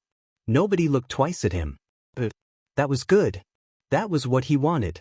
Until Uraraka looked over at him with the dangerous expression of someone about to ask too many questions. So, Izuku narrowed his eyes. So, what's your quirk? He said with a hint of curious nature, her free hand resting on her hip. There was. He should have known. Ida looked interested immediately. Even Shoto glanced over, though he already knew most of it. Izuku rubbed the back of his neck. It's called rabbit instinct. Uraraka blinked. That sounds adorable. Sounds like it's not what it seems. She counterwent. She laughed before speaking again. No, seriously, what does it do? She said. Dramatically. It's a mutation-type quirk. Enhanced senses, stronger legs, faster reflexes, sharper instincts. Better balance. Tail. The whole package. Ida nodded thoughtfully. That explains your physical build. You're quite muscular. Izuku pointed at him. That sentence was terrifying. I meant it respectfully. Ida quickly shot out. That somehow makes it worse. Izuku chuckled out. Uraraka tilted her head. So basically, bunny? Izuku looked offended. Predatory bunny, thank you. Yes. Terrifying. She giggled. I have bitten people. Izuku said with a quick snap of his teeth like a little kid who pretended to be a shark. I believe that, she hummed. So where are your eats and tail? Ida asked out respectful. Izuku sighed before running a hand down his face. I'll show you guys later. With that the convo seemed to stop. That was still.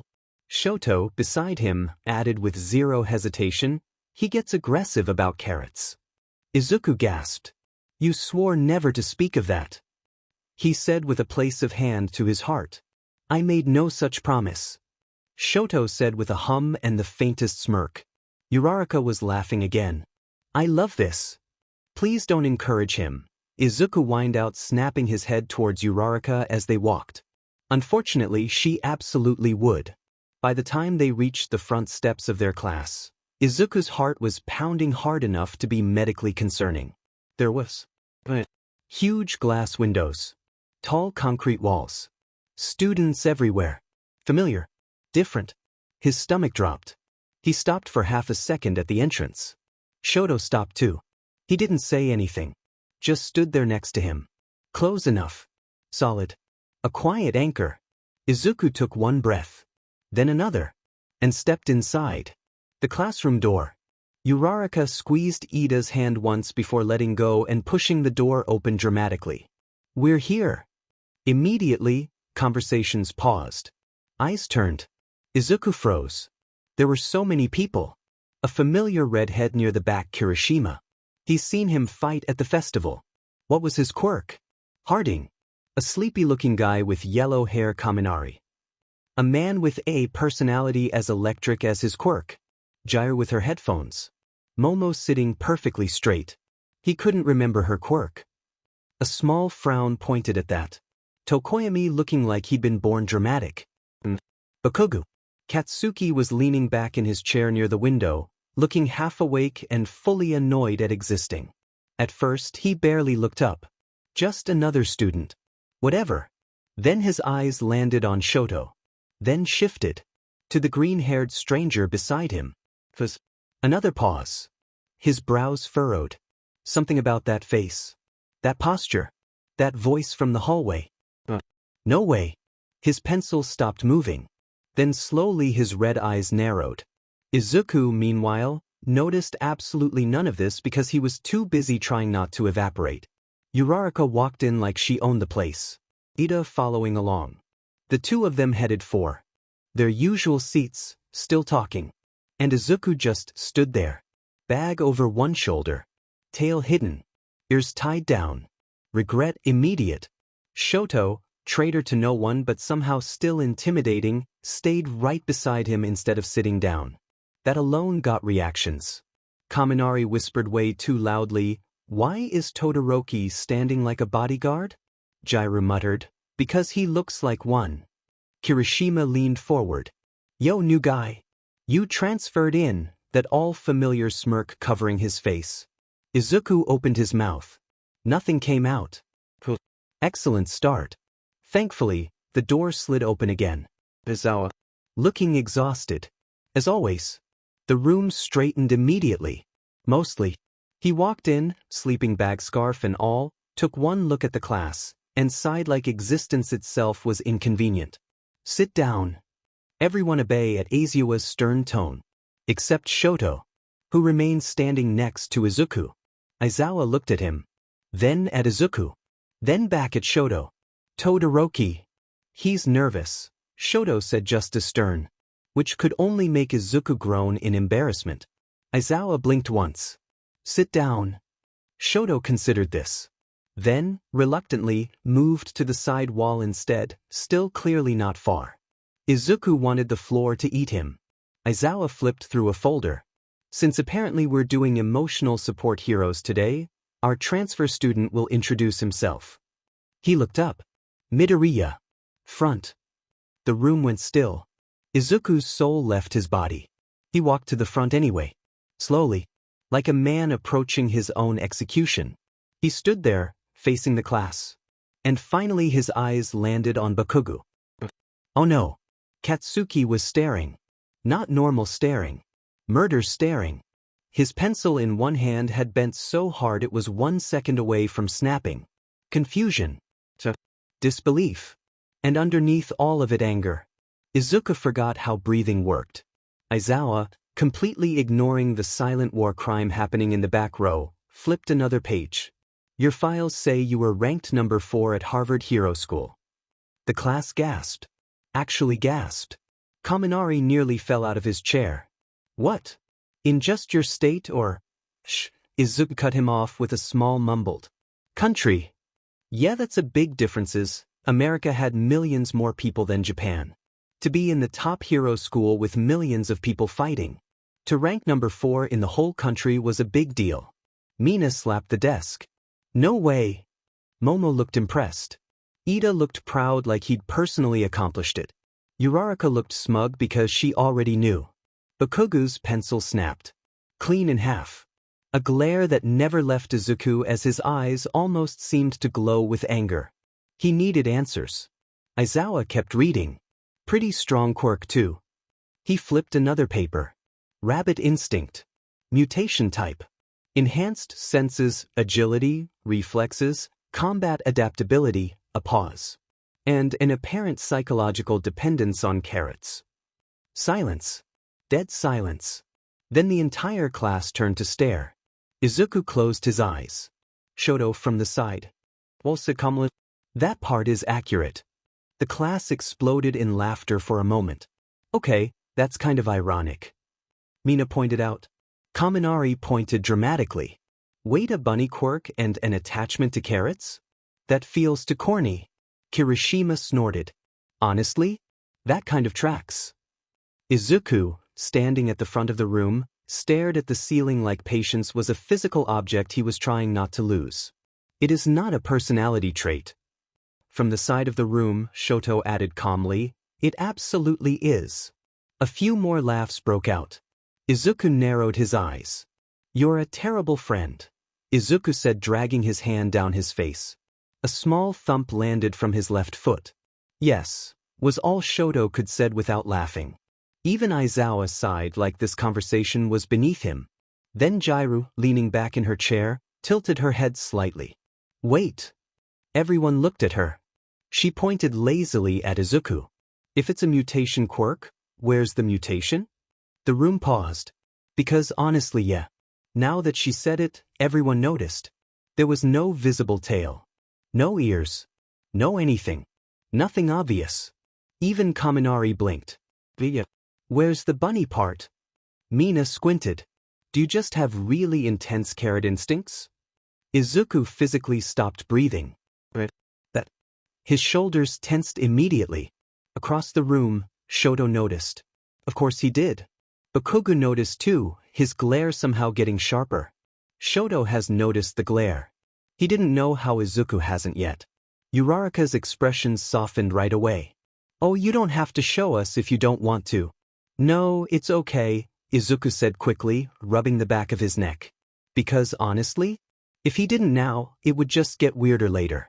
And he was already on his first day. He took one slow breath. Then another. I just didn't want everyone staring at me before I even sat down. That quieted the room more than anything else. It does tend to make people think it isn't that strong. More for cute than anything. Not a proper quirk. Like a defenseless bunny. No teasing. No jokes. Just understanding. Because that made sense. Izuku looked down for a second, then reached behind his head. Carefully. His fingers found the hidden tie beneath the curls at the back of his hair. He hesitated, then slowly pulled it loose. At first, nothing happened. Then his hair shifted, and two soft green rabbit ears lifted free from where they'd been tied down, unfolding carefully and flicking upright. One twitched immediately like it was annoyed at being restrained. The other tilted slightly before standing tall. The room went completely silent. Actually silent. Not dramatic silence. Just genuine, stunned silence. Because seeing it was different. The soft fur, the shape, the way they moved on their own. It was impossible to mistake. You're just like Mirko, shouted Denki across the room, which had Izuku chuckle a bit, but it didn't last long. Izuku stood there looking like he wanted to evaporate. For exactly 2 seconds, nobody said anything. Then Mina slapped both hands over her mouth. Oh my god, they're adorable. Kaminari pointed like he had discovered a new species. They move. Uraraka looked like she was trying not to launch herself across the room. I want to touch them so bad. Uraraka cooed. No, Izuku said short. I respect that. I don't believe you, Izuku snorted out as he saw a clearly amused short brunette chuckle. I wouldn't. Even Momo smiled softly. They suit you. That, somehow, embarrassed him more than everything else. His ears twitched hard enough to prove it. And from across the room, Bakugou was still staring. But now it wasn't just anger in his look, the other emotions were showing now. It was confusion, recognition, memory. Because suddenly, pieces were clicking into place.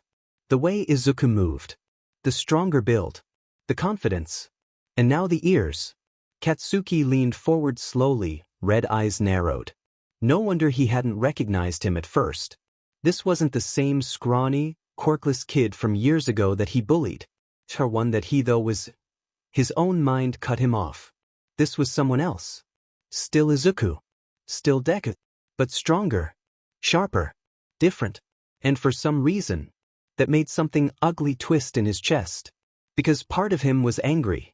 And another part, a quieter, re-severed part, was furious. Where has he been? Aizawa, deciding the emotional damage had gone on long enough, shut the folder with one hand. Wonderful. Everyone satisfied. Silence. Then Kaminari raised his hand. Can he hear, like, really far away? Yes, Aizawa said. Can he kick through a wall? Potentially. Can he? No more questions, Aizawa said before bringing a pinch to the bridge of his nose. Kaminari lowered his hand. Aizawa pointed lazily toward the empty desk. Sit down, midoryias. Izuku had never obeyed an order faster in his life. He grabbed his bag and escaped toward the only available desk which, unfortunately, was near both Todoroki and Bakugou. They weren't in the same seating chart as first year. Because apparently fate hated him. Shoto sat up before moving directly in front of him without question. Turning around in his own seat to look at Izuku as someone was already behind him. Bakugou sat across the aisle, glaring like oxygen in Izuku's general direction was offensive. Perfect. Absolutely perfect. As Izuku sat down, trying to recover what little dignity he had left, Shoto leaned slightly closer. Quiet enough that only he could hear. Your ears are still red. Izuku stared forward. I want you gone. He whined to Shoto. Izuku stared straight ahead at his desk like if he focused hard enough, he could somehow merge with the wood and escape this entire day. His ears were still warm. His dignity was gone. And across the aisle Bakugou was staring. Not casual staring. Not annoyed staring.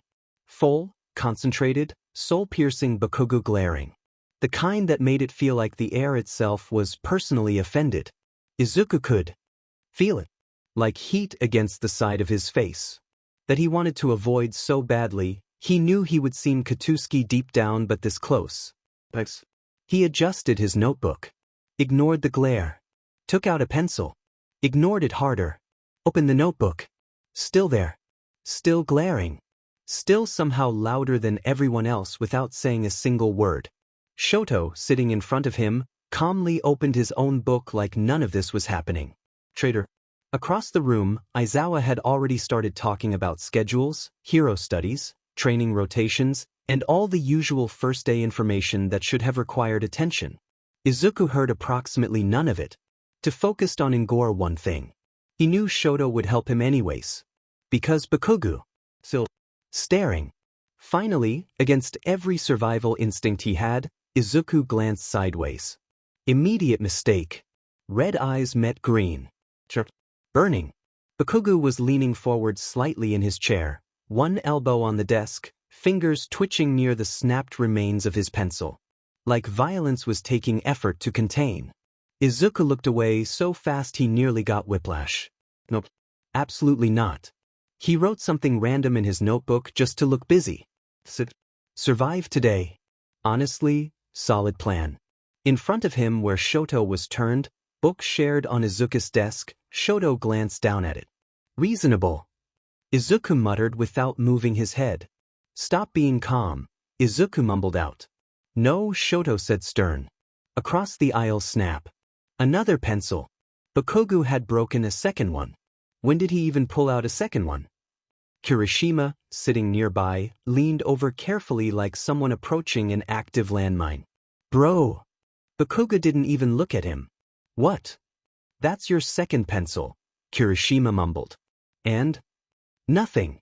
Just making sure we're all okay. Shut up. Katuski growled at him. Answer forming everywhere from his eyes to the eyebrows furrowing. Yep. Okay. Kirishima leaned back immediately. Smart. Very smart. Bakugou's jaw was tight. Too tight. Because this was ridiculous. That. Alive. Sitting 10 feet away like he hadn't disappeared for years. Like Katsuki hadn't spent way too long pretending he didn't care what happened. Like people hadn't whispered.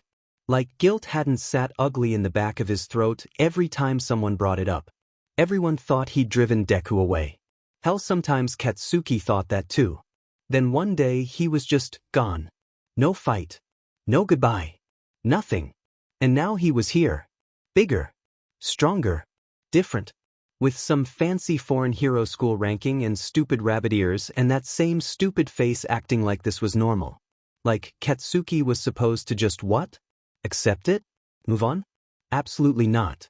Across the aisle, Izuku was trying very hard to disappear into his notebook, which somehow made it worse. Bakugou clicked his tongue sharply. Izuku flinched. No bad. Minute. Aizawa kept teaching like this wasn't a hostage situation. Combat assessments are tomorrow. Bring proper training clothes. Kaminari groaned dramatically. Already? Yes, Aizawa said like it made sense. Cruel. Life is cruel, Aizawa shot back. Fair. Bakugou wasn't listening. Because Deku had still not looked at him again. Which was starting to feel personal. Hilwas. He leaned back in his chair, arms crossed hard enough to start a war. Coward. Looking away like Katsuki was the problem. Like he was the one who left. Like he was the one who disappeared. It set him off. It set him off more that underneath the anger was something worse. Relief. Real, stupid, annoying relief. Because Deku was alive. Because he was here. Because the tight, ugly guilt Katsuki had been carrying for years had cracked open the second he walked through that door. And now he didn't know what to do with that. So naturally anger. That was easier.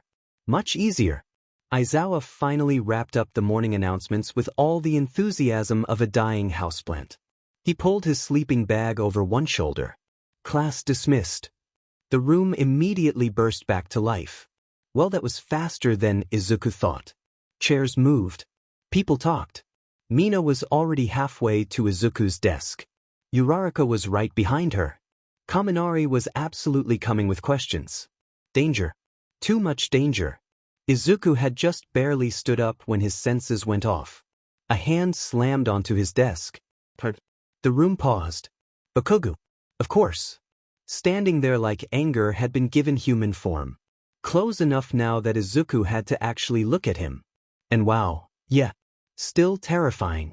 Katuski was definitely stronger now. Broad shoulder. Huge biceps. Tones down to every millimeter. And holy shit, he was tall. The classroom got quieter. Everyone pretending not to stare. Everyone absolutely staring. Bakugou leaned down slightly, red eyes narrowed. You got real good at running away, huh? There was. Straight to the point.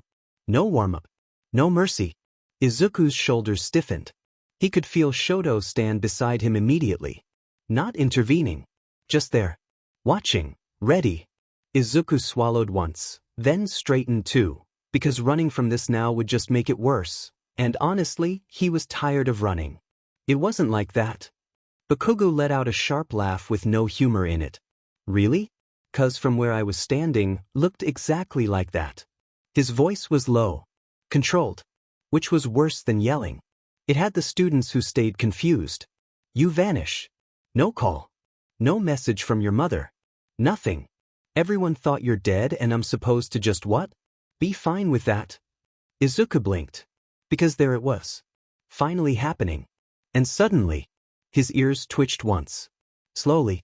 I didn't owe an explanation to you. Bakugou's hand clenched harder against the desk. So you didn't think my own mother should know? We were kids. That just made Katuski growl at his words. My dad reached out. Everything happened fast. Then America, school, my quirk, everything got complicated and I just stopped. Because saying I was drowning didn't feel like enough. Bakugou stared at him. Izuku exhaled quietly. Silence. The classroom was dead quiet now. Even Kaminari knew better than to breathe. Bakugou looked furious. Still furious. But now there was something else there too.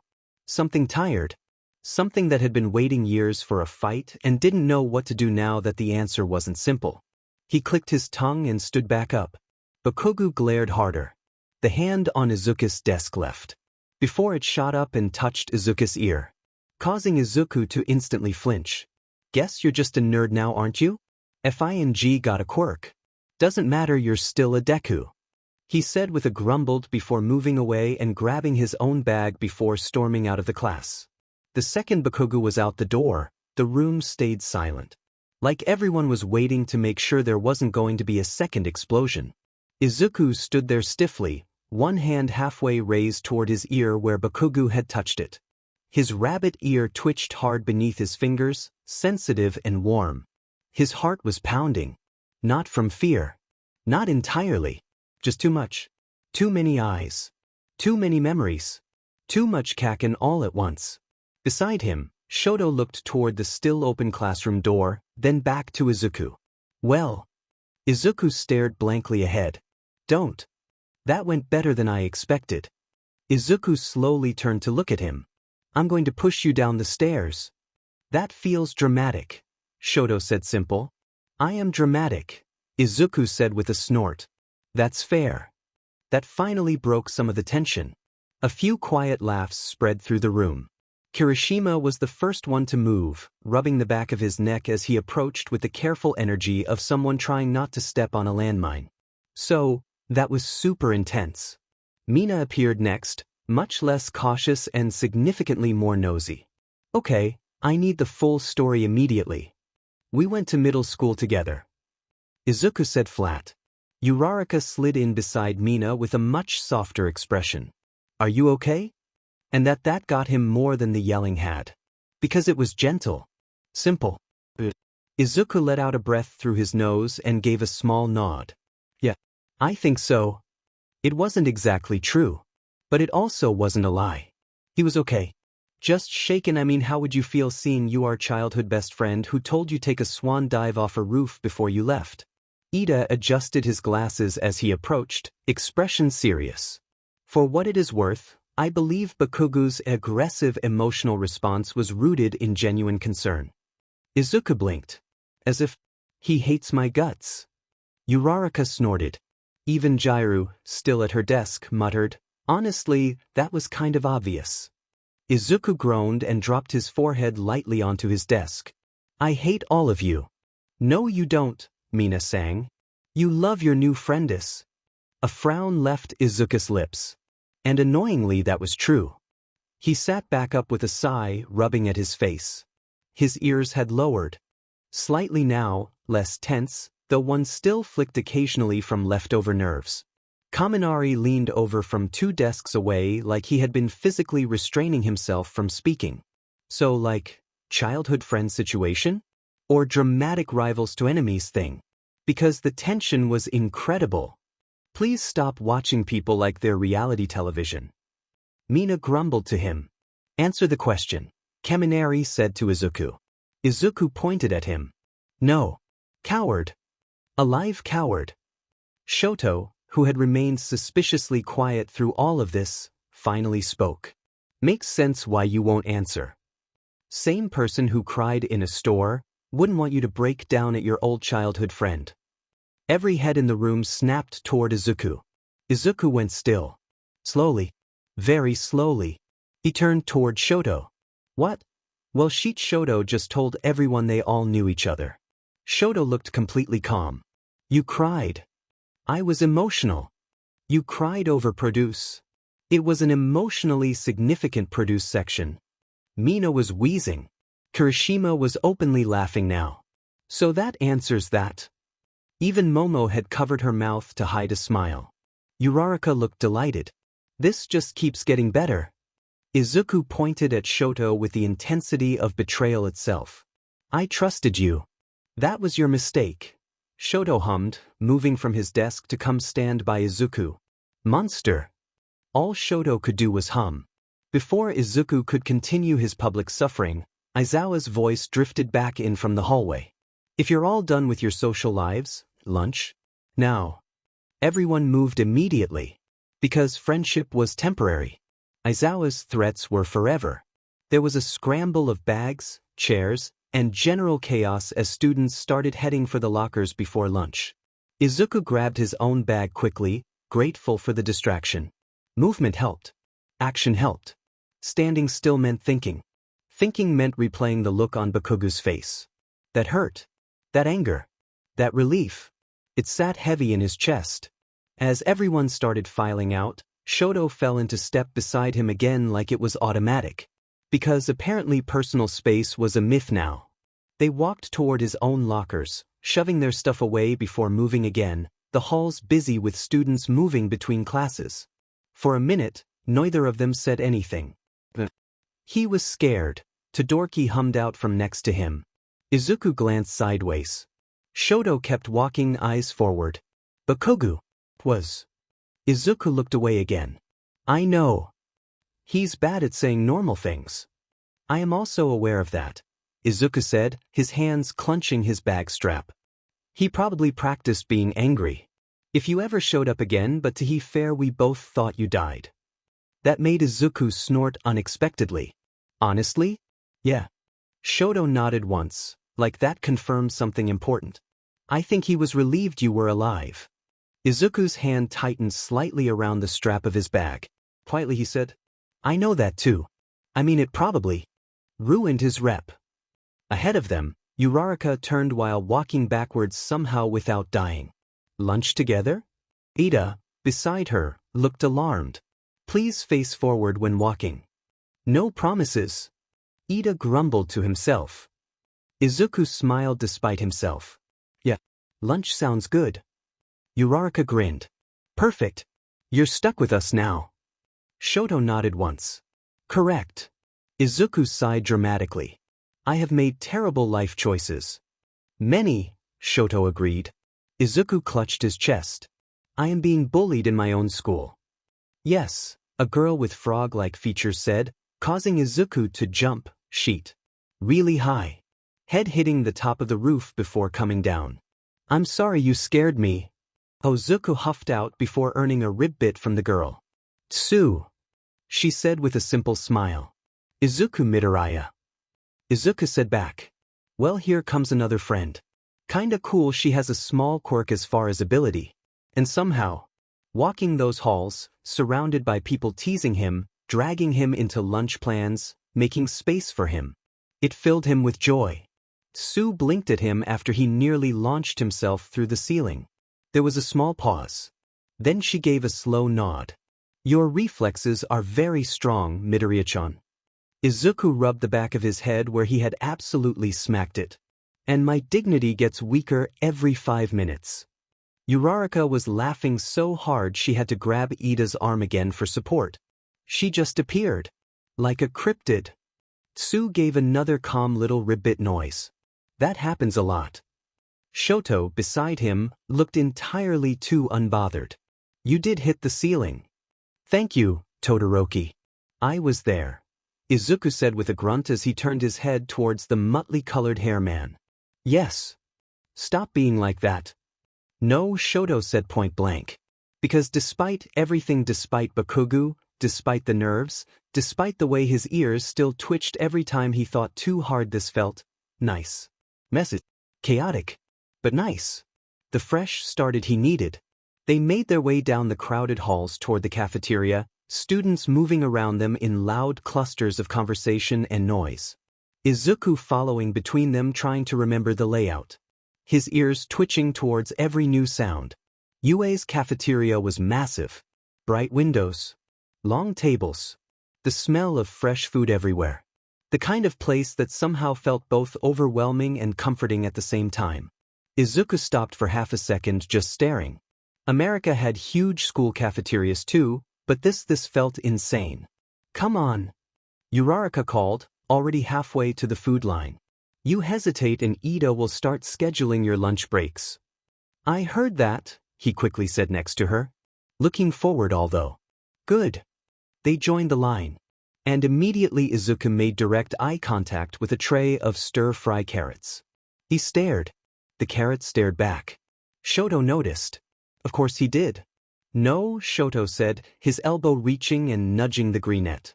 Izuku looked offended. I didn't say anything. We're thinking loudly, Shoto said, giving another playful nudge to Izuku next to him in line. I deserve joy. You need balance. I am being oppressed. Ida, somehow already holding a perfectly balanced tray with rice, grilled chicken, vegetables, and what looked like exactly the correct amount of nutritional planning, adjusted his glasses. Todoroki is correct. A proper meal requires balance. Trader. All of them. Still Izuku did, eventually, get actual food. Miso soup. Chicken katsu. Vegetables. And yes, a side of carrots. Because he had rights. Uraraka grabbed curry and rice piled high enough to concern several governments. Tsu had a much simpler tray and looked the most peaceful out of all of them. Shoto with some soba. Literally nothing but soba. And he was talking about a balanced meal. Ida with a tray of even portions of rice, some soup, carrots, green beans and a side of toast. Naturally, they found a table near the windows and collapsed into it like survivors of battle. For about 3 minutes, there was peace. Just eating. Just normal. Honestly, Izuku could have cried. Then it got ruined. Quickly a few other students were walking over. From class. With their trays. It didn't take long for a redhead to scoot into the table along with a blonde and a few others. So, Kirishima said at the angle across from him. Izuku pointed his chopsticks at him. No, which earned a chuckle out of Kirishima. I didn't even ask yet. Kirishima leaned forward. Okay, but seriously Harvard Hero School? That's insane, man. Izuku rubbed the back of his neck. It sounds cooler than it feels. Mostly it was just a lot of work. Momo looked genuinely curious. She had also joined the table. Was hero education there very different? A little. More competitive. Bigger classes. More focus on public image early on. He shrugged. People were good. Really good. But if you slowed down, someone passed you. Kirishima whistled. Manly. Stressful, Izuku corrected. Shoto, eating beside him like he had been assigned there by fate, added quietly. He was ranked 4th. I am aware, Momo said, rolling her eyes as if they haven't been told already. I think he enjoys reminding people, Izuku muttered. He does. Across the table, Uraraka smiled. You worked hard. You should be proud. And again that simple honesty. It got him every time. He smiled a little into his soup. Yeah, I guess I am. There was a softer pause after that. Then Tsu, calmly chewing, last, did you miss Japan? And coming back? Izuku stilled. A little. Not enough for anyone else to notice. Except maybe Shoto. Because of course. He looked down at his tray. Yeah. Quite. Honest. More than I admitted. Because America had been good. Because he had grown there. Because he had changed there. But some things, some places, some people never really stopped being yours. Even when you left. Even when you thought you'd never come back. Uraraka smiled softly. Well, now you're stuck with this. Ida nodded. A highly fortunate outcome. Kaminari pointed dramatically. Especially because now we can emotionally adopt you. I refuse. Too late. Mina gasped. We should have a welcome back party. No, Izuku said flat. Yes, someone shouted. No. Yes, aging a defiant person. Absolutely not. Absolutely yes. Shoto took another bite of food. They'll do it anyway.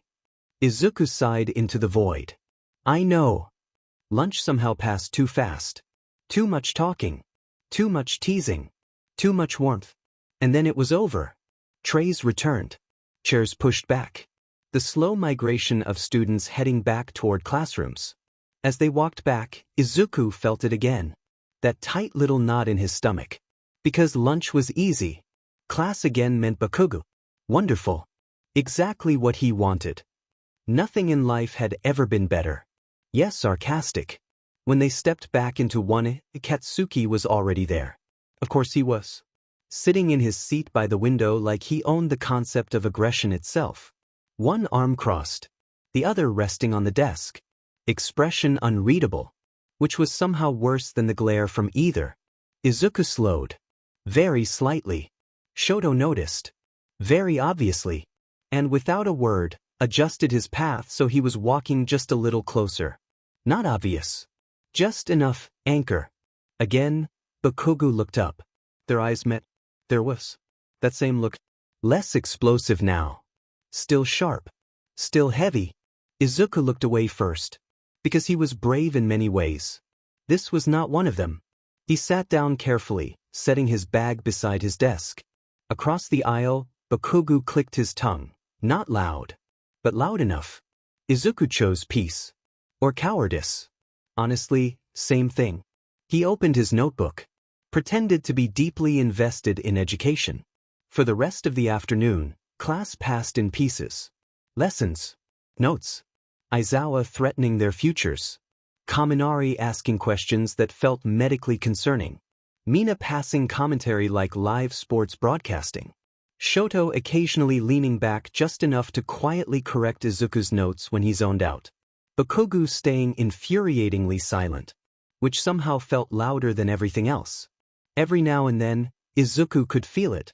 That stare. And every single time his tail twitched under his shirt. Annoying. Embarrassing. Unavoidable. By the final bell, he felt like he had survived a natural disaster. Students packed up fast. The room filled with after-school plans and noise. Uraraka leaned over. Walk home with us? Izuku smiled apologetically. I actually need to stop by a store first. I still barely own food. Ida looked horrified. You must maintain proper nutrition. I ate lunch. That is not a long-term strategy, Ida said matter of fact. He says that like I'm a stray cat. Izuku mumbled to Uraraka. You do have the energy of one, she said. Rude. Accurate. But rude. Eventually, after enough goodbyes at the gate of U.A and too many warnings from Ida about proper meals, Izuku escaped. The walk home was quieter. He didn't actually need to go to the store, he just didn't want everyone knowing where he lived. Hell, Shoto did, and he hasn't been able to get more than half a day's peace. Late afternoon sunlight stretched gold across the streets. His tie had been loosened. His blazer slung over one shoulder. His ears free again now since the show of his quirk was over, twitching lightly in the breeze. His friend hand traveled down and untucked his shirt, his tail popping out as the bottom of the back of his shirt rid up to hang over it. His tail finally not trapped and miserable. Better. Much better. He walked slower than he needed to, letting himself breathe. Thinking too much. About today. About Shoto. About new friends. About Bakugou. Especially Bakugou. That one was harder. Because Kaken had looked angry. But that Izuku was more worried than anything. Was Bakugou still a bully? Would he get hurt? Would he get by with just stares all year? And something heavier. Izuku shoved his hands deeper into his pockets. He didn't know what to do with that. Didn't know if there even was anything to do. A sudden roar of an engine cut through his thoughts. An orange Mustang flew past him fast enough to make him jump a good 2 to 3 feet in the air. Izuku blinked. Then frowned. Seriously? That was his neighbor's car. Or at least the aggressively loud orange Mustang that had apparently been terrorizing his street with just how it looked since he moved. Absolutely obnoxious. He rolled his eyes. Compensating for something, probably. The car turned down his street. Izuku followed a minute later. Walking down the street till he passed the neighbor's house. Izuku stood on the sidewalk holding his bag like if he stayed still enough reality might correct itself. It did not. From somewhere inside the neighboring house, he thought he heard shouting. Aggressive shouting. Very familiar aggressive shouting. Izuku closed his eyes. God hates me. Then, because denial was healthier than acceptance, he walked to his own front door. Unlocked it. Stepped inside. Kicked his shoes off immediately. Dropped his bag by the couch. And stood there in the quiet of his house. Still processing. Then he looked at the ceiling. I moved across the world. Silence. And he lives next door? Maybe it's not him. From upstairs, probably from his own room window, he heard Bakugou yell something. Izuku covered his face with both hands. Fantastic. Izuku stood in the middle of his living room with both hands still covering his face, his school bag abandoned near the couch and his shoes somewhere by the front door. Next door. Kaken lived next door. Not across town. Not somewhere in the same district. Not even a few streets away. Izuku slowly dragged his hands down his face. I crossed an ocean. The house offered no sympathy. He sighed dramatically and let himself fall backward onto the couch, one arm flung over his eyes. This had to be karma. There was no other explanation. Maybe for all the times he accidentally stole Rodi's fries. Or that one time he let Pino sit on his homework. Or maybe the universe had simply looked at his life and decided entertainment was more important than peace. That sounded more accurate. His phone buzzed in his pocket. Izuku groaned. If that's Kaken somehow already knowing I'm here, I'm moving again. He pulled it out. Bird Rodi. You survived first day? Izuku let out a laugh despite himself. Of course. He sat up a little straighter and hit call instead of texting back. The phone rang twice. You're alive. Rodi's voice exploded through the speaker so loudly Izuku had to hold the phone away from his ear. Barely, Izuku said. I was giving you exactly 10 more minutes before I booked a flight and came to fight your entire country. Dramatic much? Izuku hummed into the speaker. No, dramatic would have been stealing a plane. Please never do that, Izuku said, brining the Ohon closer to his phone. No promises. Izuku smiled, leaning back into the couch cushions. God, he missed this. Rodi's voice had always had this effect, like things settled a little easier. Like breathing got less difficult. How was it? Rodi asked, voice softer now. First day. New old school. Weird hero drama. All of it. Izuku let out a long breath. Complicated. That bad? Rodi said, propping his phone up to what looked like his kitchen counter. That weird, Izuku said, holding the phone in front of him. Even worse. Yeah. There was a pause. I ran into Todoroki at the grocery store. Silence. Then Rodi inhaled so sharply Izuku thought he might have injured himself. Izuku had mentioned about the Katuski and Todoroki's citationship already. You what? Rodi said, swaddling to his own phone with confusion. Yep. At the grocery store? Correct. The same Todoroki? There is unfortunately only one. The half and half rich pretty one? Rodi said, all seriousness. Rodi. The one every girl and at least 6 guys had a crush on? Rodi. I'm just making sure. Izuku rubbed his forehead. Just that Todoroki. Rodi made the kind of noise that meant he was already creating theories. Oh, this is good. Keep going. He recognized me immediately. He cried. He cried? Rodi questioned. Arms crossed on the counter. He thought I was dead. What dash? Izuku quickly changed the subject. He would explain later. Then he offered to help me unpack. Then we watched movies. Then he decided we're best friends now. Sounds right. Rodi grumbled. He also exposed my emotional grocery store breakdown to my entire class. Rodi burst into laughter. Full, wheezing, absolutely useless laughter. No. Yes. No.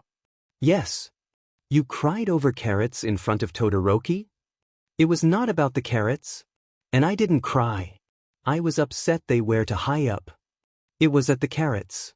There's a difference, Izuku grumbled. There really isn't. Izuku groaned into the couch cushion while Rodi continued, laughing like this was the funniest thing to ever happen. Which, to be fair, it kind of was. Eventually, after what felt like 17 years, Rodi calmed down enough to breathe. Hey, I'm done. Maybe. You're a terrible friend. I'm your best friend, actually. Unfortunately. Exactly. Izuku smiled again. Quietly. Because that was true. There was another pause. Then Rodi asked, more carefully this time, and Bakugou? Izuku stared at the ceiling. There was. Because of course it was. Because even across the world, somehow, Katsuki Bakugou remained unavoidable. He's in my class. Ouch. He also apparently lives next door. There was complete silence. No. Yes. No. Yes. That's not funny enough to be real. I assure you it is. Rodi made a long-suffering noise. Your life is written by someone cruel. Sad face. Oh, okay, Rodi, I see how it is. I know. How'd he react? Izuku was quiet for a second, thinking. About the glare. The anger. The way he'd slammed his hand on the desk. The way his voice had sounded when he asked where he'd been. The way he touched his ear before walking away. Mad, Izuku said finally. Expected. There was a softer silence after that. Rodi understood immediately. Because Rodi usually did. And that part bothers you. Yeah. Izuku sat there, fingers tracing absent patterns against the couch fabric. Izuku thought about it. About the look in Bakugo's eyes. About all that anger. Izuku huffed. Good. He missed him. Rodi's voice brightened suddenly. Actually, speaking of which I have news. Izuku narrowed his eyes. That sentence feels dangerous. It should. Rodi. I'm coming next week. Izuku sat up. What? I'm visiting next week. Rodi. I already checked flights. Rodi. I found cheap ones. Rodi. Izuku, I am literally going to explode if I don't see this disaster in person. You are not flying across the world because my life is embarrassing. I absolutely am. Izuku stared at the wall like it had betrayed him personally. You're insane. Yes. You're not normal. Also yes. You already bought the ticket, didn't you? Silence. Rodi. Maybe. You bought the ticket. Technically yes. Izuku let his head fall back dramatically. I hate everyone. No, you love me. As if that. Exactly. And honestly? As ridiculous as it was. The thought of Rodi being here made something in his chest feel lighter. Less alone. Less like he was balancing between old life and new life with nothing solid underneath. Okay, Izuku said quietly. Okay. Come visit. Rodi's grin was audible. They talked for another hour. About stupid things. About school. About America. About Japan. About how Rodi insisted he wanted authentic ramen and not sad chicken ramen noodles. About absolutely everything and absolutely nothing. Until eventually, the heaviness of the day started settling properly into his bones. Exhaustion. Real exhaustion. The kind that sat behind his eyes and made even thinking feel slow. Rodi noticed because of course he did. You sound tired. I am tired. Go shower, old man. I'm literally 19. Emotionally? Ancient. Good night, Rodi. Night, bunny boy. Don't call me that. The silence afterward was softer. Better. Izuku stared at his phone for a second before setting it down. Then he stood. Slowly. His body ached in that familiar post-stress way. Shoulders tight. Legs heavy. Mind still running too fast. He headed upstairs, peeling off his uniform jacket on the way and tossing it over the banister because future Izuku could deal with that. Present Izuku had suffered enough. The bathroom light was too bright. He squinted at himself in the mirror. Green curls messy. Ears half drooped from exhaustion. Dark circles. Expression somewhere between surviving and threatening to become feral. His tail flicked once. Before he began to strip out of his shirt, slipping it over his head before moving down to unbutton his uniform pants. Sliding out of them before dropping his boxers down along with socks. He showered longer than necessary. Hot water pounding against sore muscles. Steam filling the room. The kind of heat that made thoughts slow down. He washed away the day piece by piece. Classroom nerves. Bakugou's glare. The weird, warm ache of making new friends. The sharp sting of old memories. By the time he stepped out, towel around his waist and another over his head rubbing at his hair and ears, he felt human again. Mostly. His shampoo smelled like earth and fresh grass with a little lavender and honey, comforting and familiar. He dried carefully. Ears first. Always ears first. Then tail. Then the fur from his calves down to his feet. Then the rest. With just the towel around his waist he walked out of the bathroom before heading down the hall towards his bedroom. Walking in he walked to his dresser before pulling some clothes out. Soft sleep clothes. An old oversized shirt. Sweatpants. He padded into the middle of his room, tail finally free and no longer offended by formal clothing. Better. So much better. He slowly put the new clothes over his slightly damp skin. He plugged his dying phone in. collapsed face first onto the bed. Then remembered he had training tomorrow. He'd probably have to ask Todoroki to borrow some training clothes. Japan was strict about clothing and his American training fits wouldn't work. He rolled over instead, staring at the ceiling in the dim light of his room. Tomorrow. Another day at UA. Another day of pretending Bakugo living next door was normal. Another day of Shoto being emotionally attached to him like a very calm ghost. Another day of Uraraka trying to adopt him. Another day of this. And weirdly he didn't hate that. His eyes got heavier. His ears relaxed into the pillow. His last thought before sleep took him was simple. Maybe coming back hadn't been a mistake. Knock knock knock. Izuku groaned. Knock knock knock. He pulled a pillow over his face. He chose death. Knock knock knock knock. Persistent death. With the slow suffering of a man being personally betrayed by existence, Izuku dragged himself upright. Morning light spilled through the curtains. Too bright. Too early. His phone read 7:12 a.m. Illegal. Actually illegal. School started later at who would be knocking too early. He knew Todoroki knew where the key was. Who was awake? Who was functioning? Who was knocking on his door like the police? Another knock. I'm coming, he yelled, voice rough with sleep. He stumbled downstairs half awake, hair a disaster, one ear folded weirdly, tail a poofy mess behind him in pure offense. He unlocked the front door, opened it, and froze. Standing there, holding 2 convenience store coffees and looking way too awake for a human being, was Katsuki Bakugou. Izuku blinked once, twice, looked at the coffees, looked at Bakugou, looked at the universe. Well, clearly he knew Izuku was next door. But since when? No. Bakugou frowned immediately. Do you mean no? I mean absolutely not. It is 7 in the morning. His stutter. It's 7:12. Izuku grumbled. How did you know dash? We share bedroom windows. Close your curtain when you're changing. Fing idiot. Izuku's face flushed red. I just wanted to say thanks to everyone for the support. This is just a quick update. I've noticed that people don't call OT1A if they're aged up, so from now on their class will be called 3A as they are third years. Updates around 1 every 1 to 4 days to 14 days at max. I told y'all it was simple anyways. Down below I'ma list some things to help clear up the Shoto. Todoroki was not close to Katuski in middle school, sticking to the bullied Greeneat.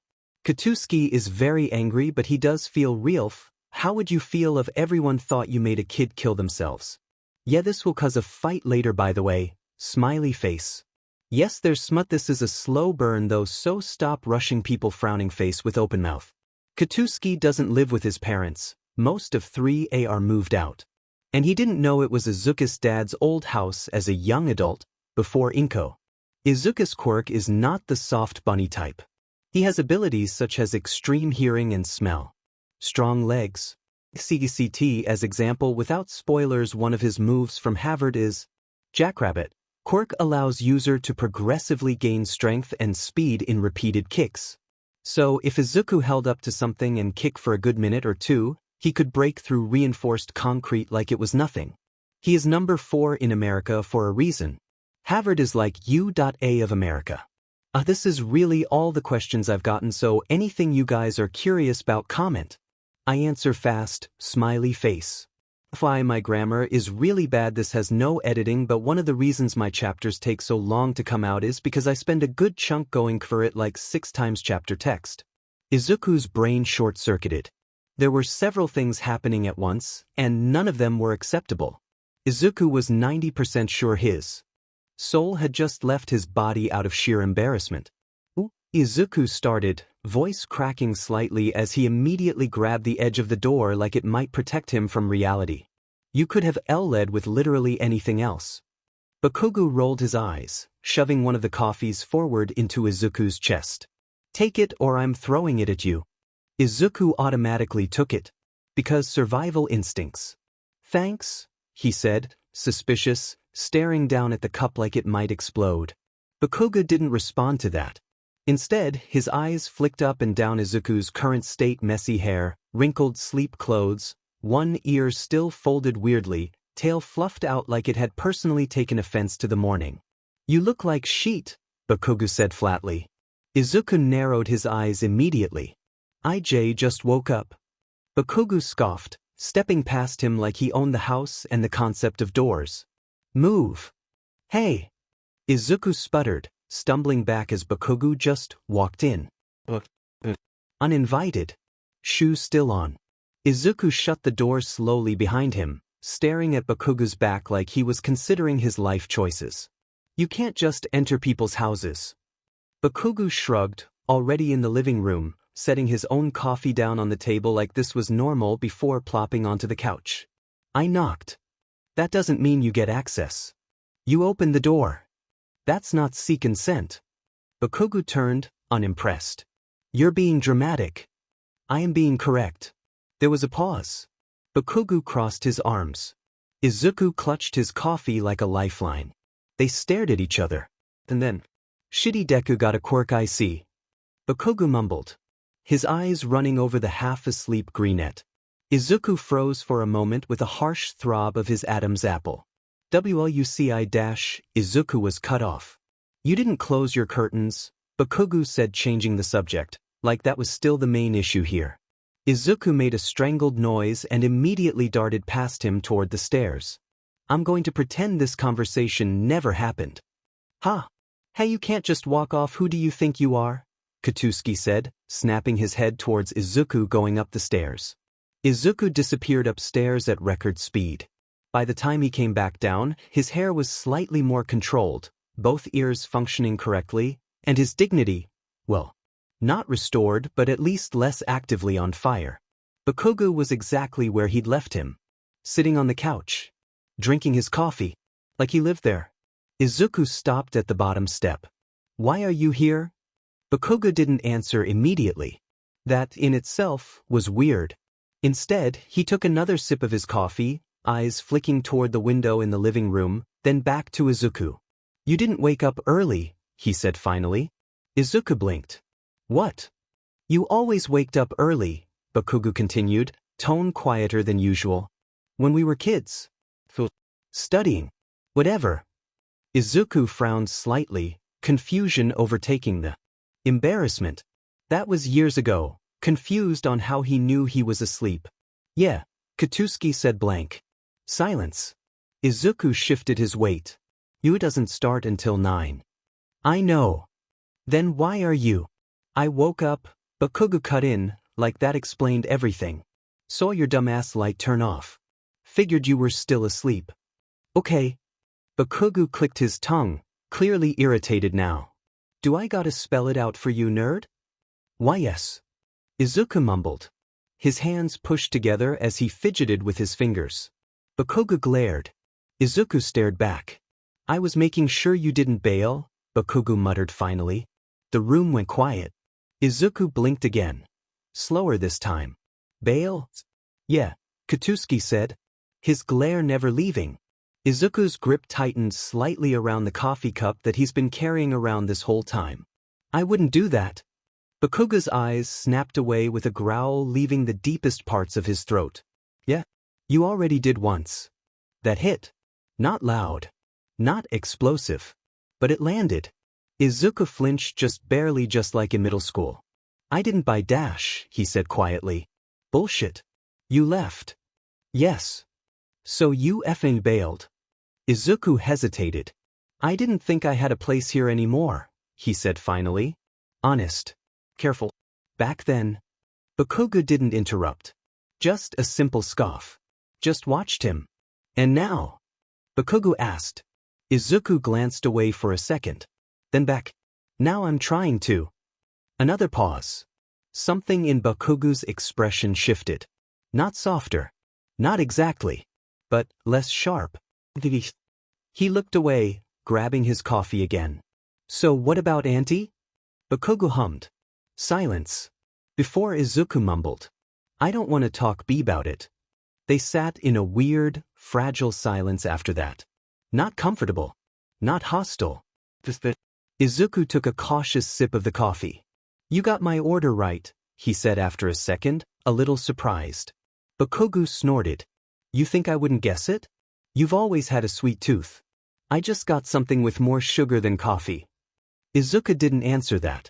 Because that was the problem, wasn't it? Bakugou knew everything. A few minutes passed. Izuku checked the time. 7. You know we still have like an hour and a half before school, right? Yeah.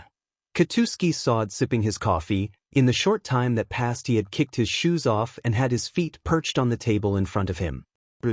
So you broke into my house at sunrise to emotionally threaten me and deliver coffee?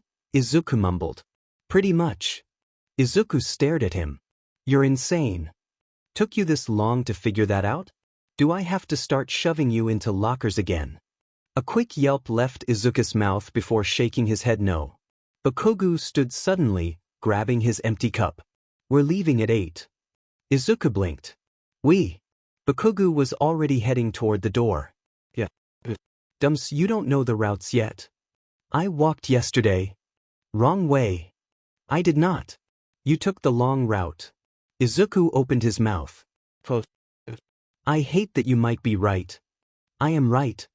Bakugou opened the door, stepping out before pausing just slightly.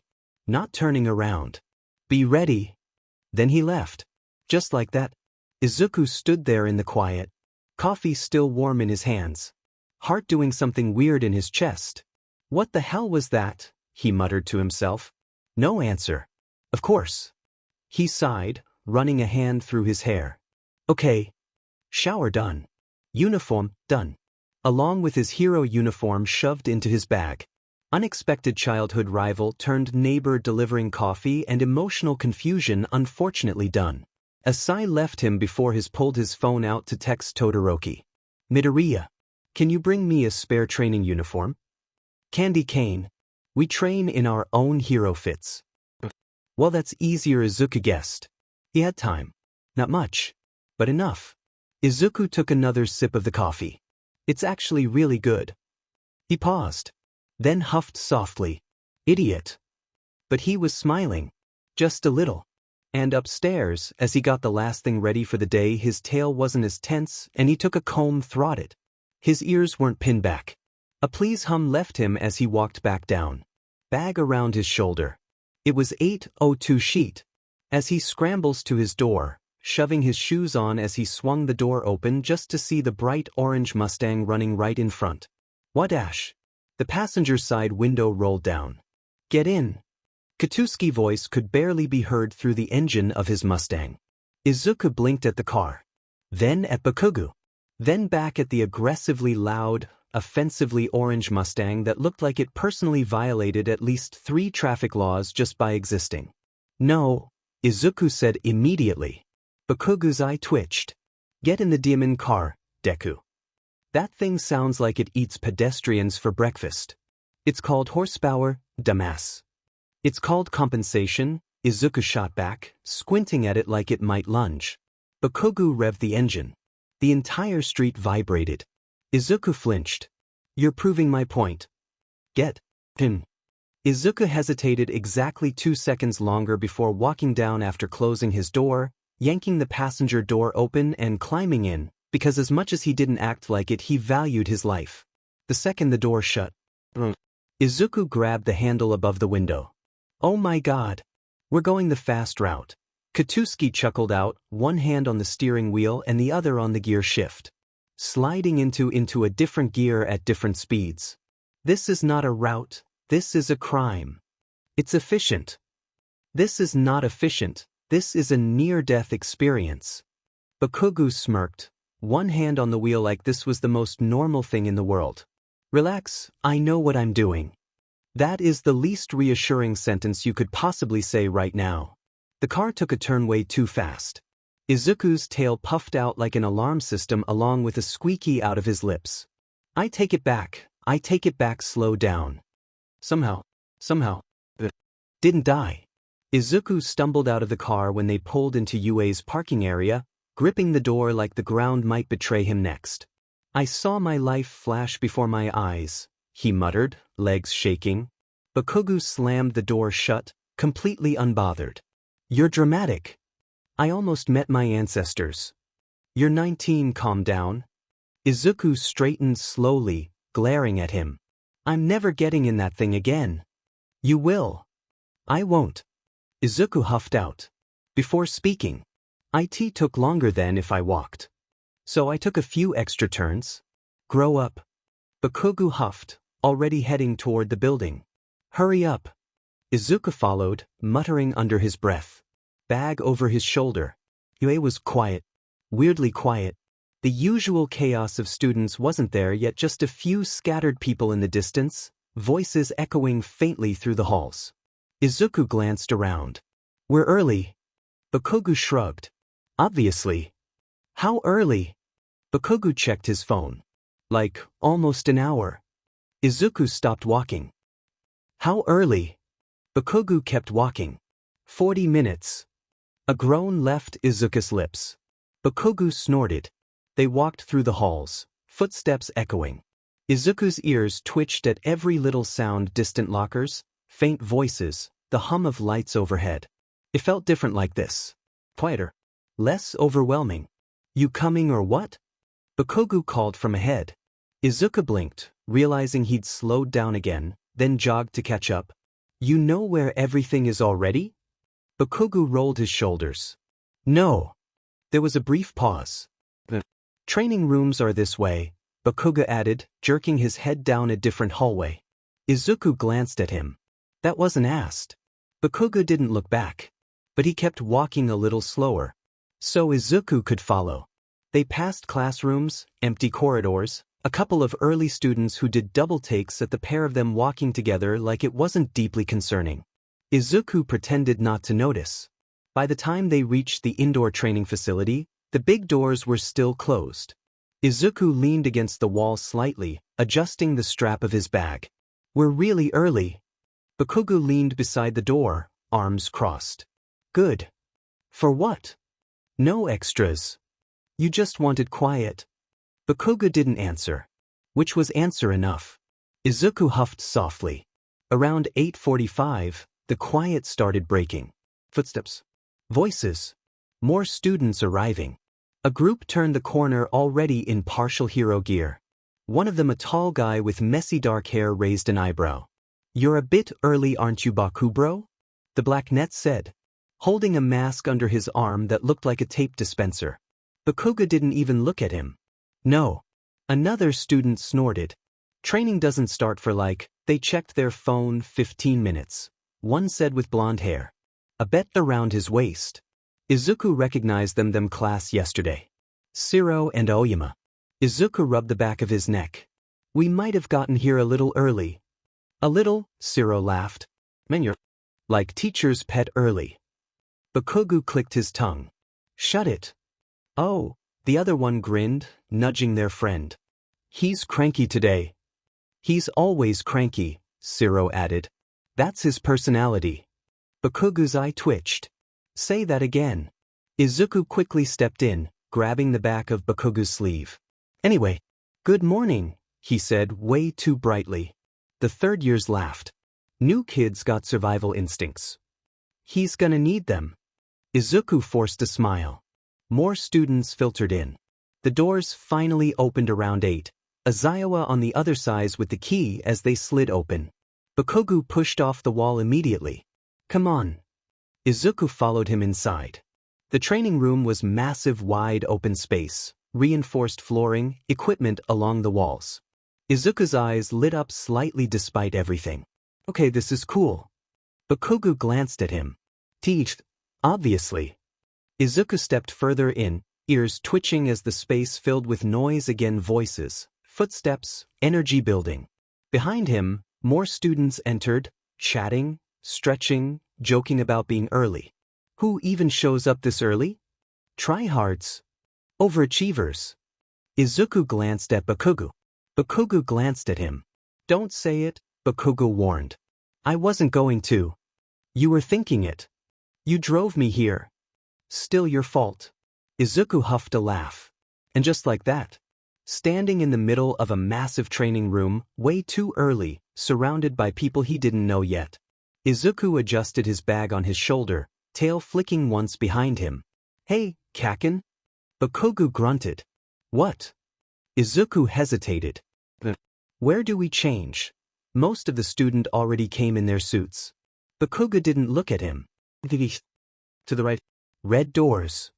Katuski mumbled out. Izuku didn't say anything before turning on his heels and nearly skipping his way over to the doors, sliding one of them open before walking in.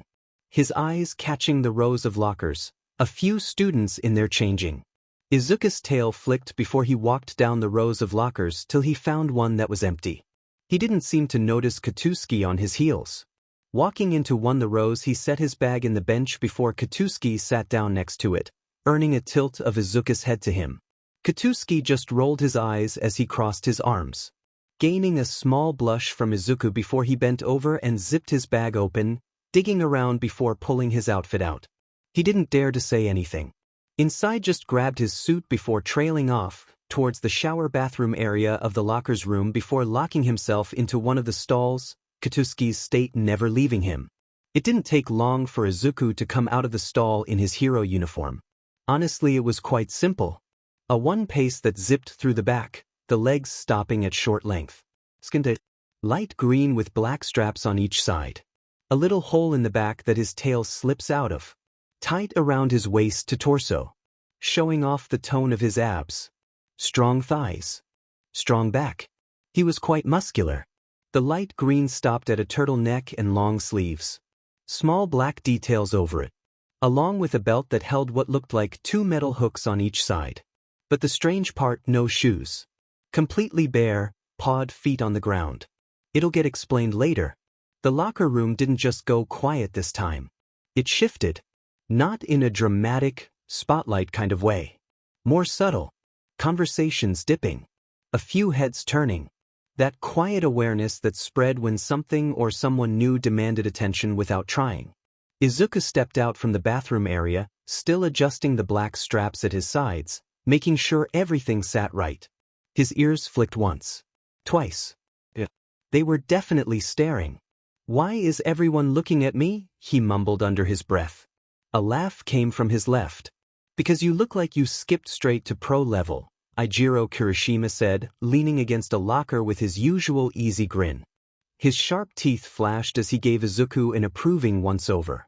"That's a manly suit." Izuku blinked. Thank you?" "Manly?" Denki Kaminari snorted from across the room, halfway through pulling his jacket on. "Dude looks like he's about to star in a hero commercial." "Better than your, I forgot half my gear again look," Hantashiro added, tossing a glove at Kaminari. "It's a style choice," Kaminari argued. "Yeah. A bad one." Izuku stood there, awkwardly shifting his weight as his tail flicked behind him. "It's just practical," he said, trying to downplay it. "Sure." Tenya Ida's voice echoed from the entrance as he stepped in, already fully suited, glasses gleaming. "Practical and highly efficient for mobility-based combat, I assume." Izuku perked up slightly. "Yeah, actually." Everyone paused. Of course. Katsuki Bakugou was still exactly where Izuku left him, leaning back while sitting against the bench like he had nowhere better to be, arms crossed, expression unimpressed. "Stop staring like a bunch of extras," Bakugou muttered. Kirishima grinned. "Come on, Bakugou, you noticed too." "Noticed what?" "That he looks cool." Bakugou's eyes flicked to Izuku again, quick, sharp, assessing. "He'll get in the way if he's not careful," he said flatly. Izuku's ears twitched. "I won't," he said, quieter but firm. Bakugou's gaze lingered a second longer. Which, for him, might as well have been agreement. They didn't stay long after that. Between Kaminari complaining about being hungry again, Siro dragging him toward the exit, and Kirishima hyping up training like it was a championship match, the locker room emptied fast. Izuku followed, adjusting his white gloves one last time as he stepped back into the main training area. By now, the room was alive. Students everywhere. Warming up.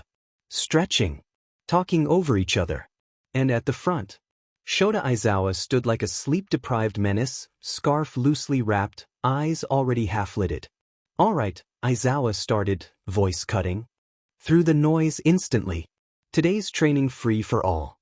The room perked up. No teams. No structure. No hand-holding. You fight. You adapt. You survive. A few students grinned. A few looked nervous. Bakugou smirked. Of course he did. Don't hold back, Izawa added, already turning toward his sleeping bag like he might just nap through the chaos. Begin when you're ready. And just like that, the room exploded. Izuku barely had time to process before. Midoryias. He blinked. Achiko Uraraka practically crashed into him, grabbing his arm. You have to show us your abilities. Izuku, this is an excellent opportunity for demonstration. Ida added immediately, chopping the air for emphasis. Ribbit. I want to see too, Tsuyu Azui said calmly beside them. Midoriya. Izuku looked up. Shoto Todoroki stood in front of him, already composed, already focused. Fight me. Straight to the point. Of course. Izuku blinked once. Then smiled slightly. Okay. They moved to a clearer section of the training floor. Students nearby slowed. Because Todoroki versus the new guy? That drew attention. Izuku rolled his shoulders once, tail flicking low behind him, stance lowering naturally. Todoroki mirrored him calm, balanced, precise. Ready? Todoroki asked. Izuku nodded. Yeah. The beat. Then they moved. Ice shot forward first. Chirp. Predictable. Shoto knew he'd have to go at it quick for number 4 of America. Izuku reacted instantly, pushing off his back foot, body twisting mid-step as he avoided the initial wave. But not all of it. Ice snapped up around his left leg, freezing it solid to the ground. Gasps echoed. That was fast. He stuck. Izuku stilled. Just for a second. Todoroki raised his hands slightly, ready to follow up. Then Izuku moved. His right foot planted hard. His muscles tensed and then, his right pawed foot slammed down. Straight into the ice. And shattered it. Not chipped. Not cracked. Shattered. Ice exploded outward in a sharp, violent burst, fragments scattering across the floor as the force traveled through the ground itself. The impact sent a low boom through the room. The floor shook. Not enough to damage, but enough to feel. A ripple. A statement. Silence hit for half a second. Oh, Kaminari said somewhere in the background. Izuku didn't pause. The second his leg was free, he moved forward. Closing distance. As he seemed to nearly teleport to Shoto, low to the ground. Todoroki's eyes widened just slightly. Before he shifted, fire sparking at his side. And just like that, the fight really began. Todoroki didn't hesitate. The second Izuku closed the distance. Fire flared. Not wild. Not out of control. Controlled. Focused. A sharp bloom of heat that forced space between them in an instant. Izuku skidded back half a step, ears pinning briefly at the sudden temperature shift, tail twitching behind him to stabilize. His eyes narrowed slightly. Okay, he muttered, more to himself than anyone else. Across from him, Todoroki adjusted his stance, left side cooled again, frost creeping along the ground in a controlled spread. Balanced. Watching. Waiting. Izuku exhaled slowly. Then moved again. This time, he didn't rush straight in. He circled. Light on his feet, bare paws barely making sound against the reinforced floor as he shifted angles, testing distance. Todoroki tracked him carefully. Ice flicked out short bursts this time, not trying to trap, just limit movement. Izuku dodged left. Pivoted. Then lunged right. Too fast for a normal read. Todoroki reacted on instinct, raising a wall of ice between them. But Izuku didn't hit it. He ran up it. A few sharp steps, his pawed feet catching just enough. And then he didn't wait a single second, jumping from the top. Coming down from above. Todoroki's eyes widened a fraction. Fire surged upward, forcing Izuku to twist midair, flipping back instead of pressing the attack. He landed in a low crouch, one hand braced on the ground, tail whipping once behind him. You adapt fast, Todoroki said, voice calm but sharper now. Should have expected it from number 4. Izuku huffed lightly. Around them, the room had shifted. Fights were still happening, but attention kept drifting back. Kirishima leaned forward slightly. Dude's got movement. Zero whistled. And strength. Kaminari blinked. Did you see the floor shake earlier? Bakugou stood off to the side. Arms crossed. Watching. Unblinking. Back in the center. Todoroki changed tactics. Ice didn't shoot forward this time. It spread. A thin layer coating the ground beneath Izuku's feet. Izuku's ears flicked. Oh, that's annoying. The moment he stepped, his footing slipped. Just slightly. But that was enough. Ice surged upward again faster than before, aiming to lock him in place a second time. Izuku reacted immediately, jumping but not away. Into it. His right foot came down hard again, cracked, the ice shattered on impact. But this time, Todoroki was ready. Fire followed instantly. A burst of heat sweeping low, forcing Izuku to twist sharply mid-motion, tail snapping out to counterbalance as he barely avoided getting clipped. He landed uneven, caught himself, then launched forward again anyway. No hesitation, no pause. Because Izuku midoryias stamina was nothing short of insane.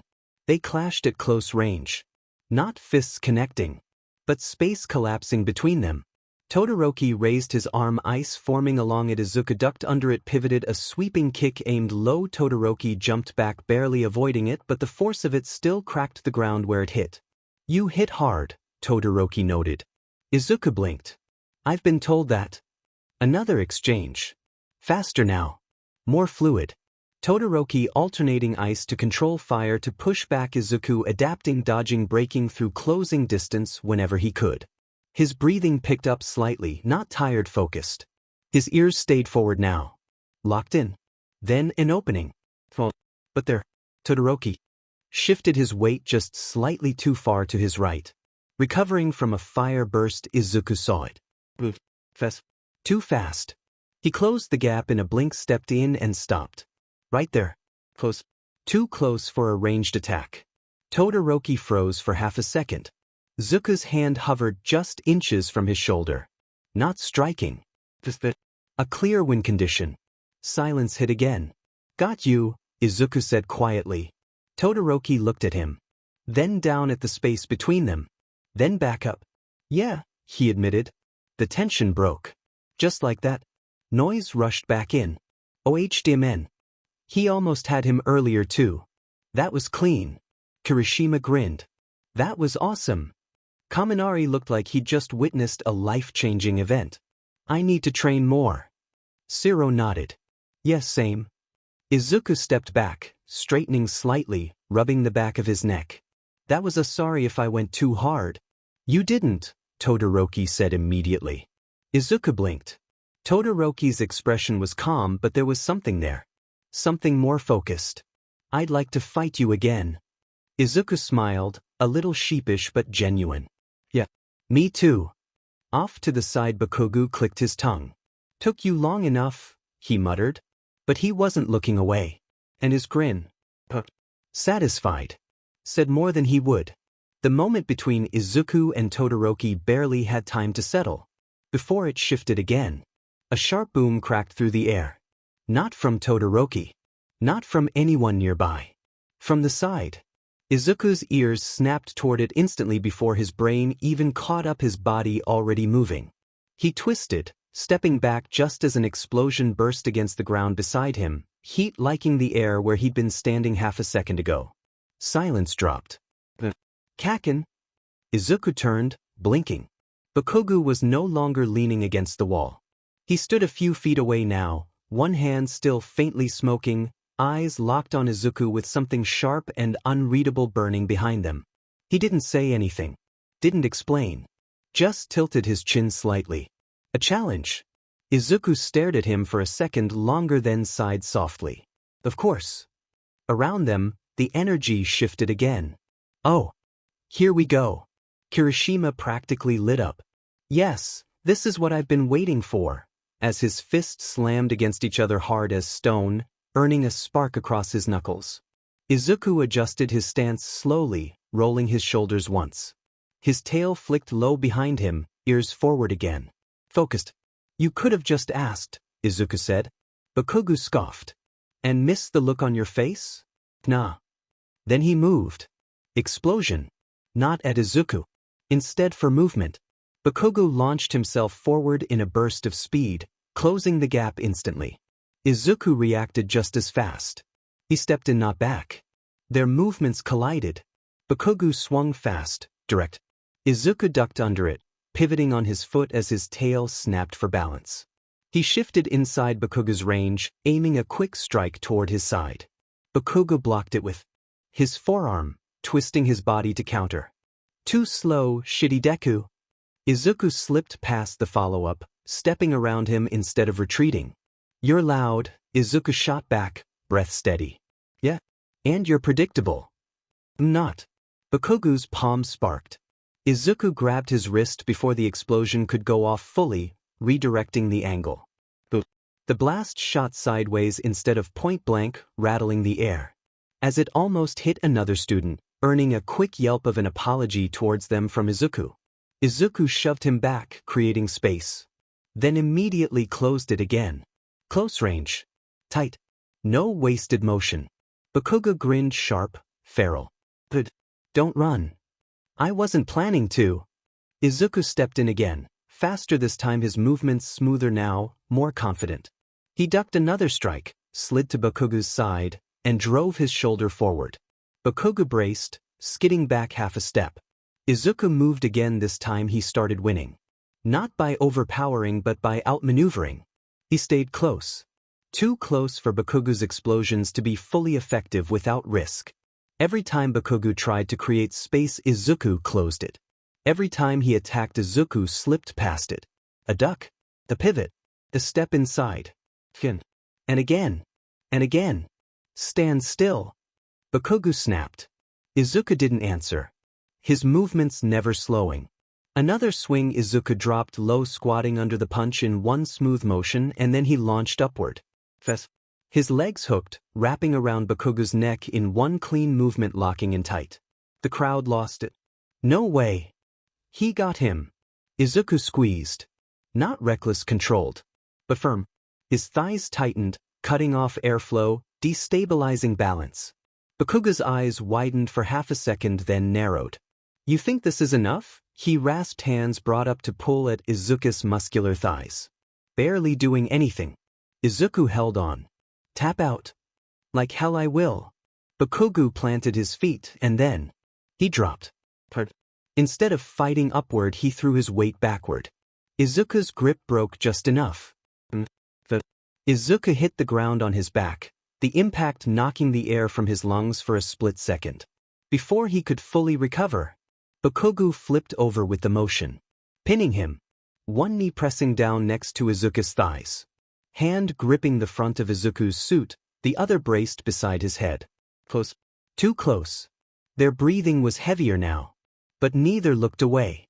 Got you, Bakugou muttered. Izuku blinked up at him. Then huffed a breath. You dropped yourself. Still worked. That's not how winning works. It is if you're the one on top. Izuku's face flushed slightly at that before his ears flicked. His hand shot forward. It snapped around Bakugou's wrist. Bakugou's eyes flicked down for half a second, mistake as Izuku lifted his legs, wrapping them around Katuski's waist. Izuku twisted his hips sharply, using the shift to unbalance him. Their positions broke. Rolling. And suddenly, weren't pinned anymore, they were scrambling again. Close. Breathing heavier. Grinning, both of them now, just slightly. You're annoying. Bakugou said. Izuku pushed off the ground, resetting his stance. You started it. Bakugou cracked his knuckles. Yeah. A spark flared in his palm. And I'm not done.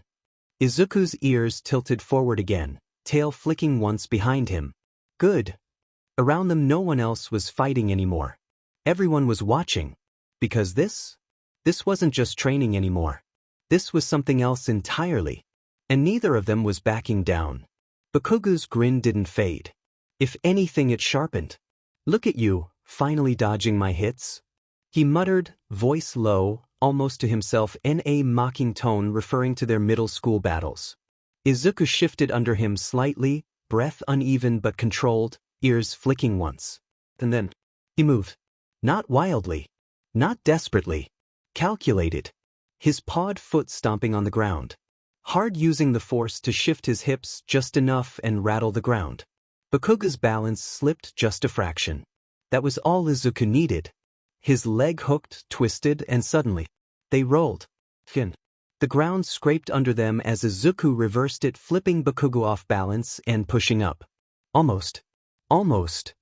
Bakugo's hand slammed down beside Izuku's head. A small explosion cracked against the floor, not full force, just enough. Enough to throw Izuku's weight off. The moment shattered. Bakugo used it instantly. He surged forward and wrapped his arms around Izuku's waist, flipping them back again. Before Katuski turned his own hips to face Izuku, who was on the ground now. Pinning Izuku down harder this time, knee pressing into his side, one hand gripping his wrist, the other braced near his shoulder. "You hesitate," Bakugo growled. Izuku's eyes narrowed. "I didn't." "You did," Bakugo shot back immediately. "You had me." Izuku's tail flicked sharp. "I don't want to hurt you." There was a beat of silence. Bakugo's expression didn't soften, didn't change, but something in his eyes flared. "Then you're holding back," he said, anger forming in his voice. And that hit harder than anything else. Izuku's breath hitched slightly, then steadied. His ears slowly tilted forward again. "Then stop treating me like I'm fragile. We're not in middle school anymore," Izuku said, quieter but firmer than before. Bakugo's grip tightened. For half a second they just stared at each other. Same distance. Same tension. Same history sitting between them like it never left. Bakugo shifted his weight and then he let go. Just like that. He pushed off Izuku, standing up and stepping back, cracking his neck slightly like the whole thing had barely been anything. "Get up," he muttered. Izuku blinked, caught off guard by the sudden release, but didn't argue. He rolled up to his feet, brushing off his suit slightly, tail flicking once behind him. The room around them was loud again. What was that? He flipped. No, Bakugo flipped him. "Did you see that hold?" Kaminari looked like he was about to pass out from excitement. Kirishima was practically vibrating. That was so manly. Shiro had both hands on his head. Nah, that was crazy. Even Ida had completely lost his usual composure. That level of close combat adaptability. Tsuyu blinked slowly. "Rip, they're intense." Achiko was staring at Izuku like she'd just unlocked a new level of understanding. "He's been hiding that this whole time?" Todoroki was watching quietly, eyes sharp, thinking. Because that fight, that wasn't just power. That was control. And history. Back in the center. Bakugo rolled his shoulders once, glancing sideways at Izuku. "You're still predictable." Izuku huffed lightly, adjusting his gloves. "You're still reckless." Bakugo snorted. "And you're still annoying. You showed up at my house at sunrise." "Yeah. And?" Izuku opened his mouth. Then sighed. "I don't have the energy for this." Bakugo smirked slightly. Victory, apparently. From the front. Aizawa's voice cut through everything. "If you're done flirting, get back to training." The room froze. Izuku choked. Bakugo's eye twitched violently. "We are not," they both snapped at the same time. And immediately stopped. Because that just made it worse. Kaminari lost it. Shiro doubled over laughing. Kirishima chuckling. "I said train," Aizawa repeated, already halfway into his sleeping bag again. Izuku covered his face briefly. "I'm going to pass away." "Do it later," Bakugo muttered. "We're not done." Izuku peeked through his fingers. "We're not." Bakugo cracked his knuckles. "Not even close." And despite everything, Izuku smiled. Not embarrassed this time. Not nervous. Something sharper. More certain. His tail flicked once behind him. Good. Around them. The free-for-all picked back up. But now, people kept their distance from that section of the floor. Because everyone had already learned one thing. If those two started moving again, you did not want to be in the way. By the time lunch rolled around, they were done. In the locker room again. But this time Shoto was next to Izuku in the locker room as they both began stripping. Izuku starting by removing his belt before the straps. Shoto unbuttoned his shirt as he spoke. You're very strong, midoryias. I'm proud of you. Midoryias couldn't help but smile. A pleased hum leaving his lips as he pulled his suit off, leaving him in black boxers, giving a better look at the quirk that manifest on Izuku's body. Shoto's eyes glazed over him, looking from how his lower back had a patch of green fur that led to his tail, to his lower legs that wear plantigrade, green fur falling to paws. Why don't you wear shoes? Shoto asked. Izuku honestly expected this. I'd make sense to keep his feet safe. Because of the shape of my paws, boots and shoes 10tk make it hard to move fast. Plus the pads on the bottom help me walk silently. Izuku hummed out as he wrapped an arm under his right leg, lifting his pawed foot up to show Shoto the pink paws underneath before putting his paw back down. Shoto nodded before he finished getting dressed. Izuku noticed he was behind before he quickly grabbed his uniform and started sliding it on along with his shoes. Grabbing his bag, him and Shoto quickly made his way out of the locker rooms. The hallway outside the locker rooms was louder than before, there being 2 doors, one to the training room and one on the other side into a new hall. Made sense now why Izuku didn't see anyone walk in. Anyways, as they walked through the midday energy, voices bouncing off the walls, the distant clatter of trays and laughter bleeding in from the cafeteria as they walked closer. Izuku adjusted the strap of his bag as he walked beside Todoroki, still a little warm from training, hair slightly damp at the edges. His tail flicked lazily behind him, now loose, relaxed. Not tense. That alone felt. You adapted quickly, Todoroki said as they walked, tone calm but thoughtful. Izuku blinked. Huh. During the fight, Todoroki clarified. You changed your approach after the first exchange. Most people take longer. Izuku rubbed the back of his neck, a little sheepish. I just kind of react. That's not just reacting, Todoroki replied. Izuku didn't really know what to say to that. Thanks, he mumbled instead. Todoroki gave a small nod, like that settled it. They reached the cafeteria doors. The noise hit immediately. Students everywhere, crowded tables, overlapping conversations, the smell of food hanging in the air. It was busy, chaotic, alive. Izuku paused just slightly at the entrance. His ears flicked once. Then again. Adjusting. Processing. It's loud, he admitted quietly. His sensitive ears folding down and laying flat on his hair. Todoroki glanced at him.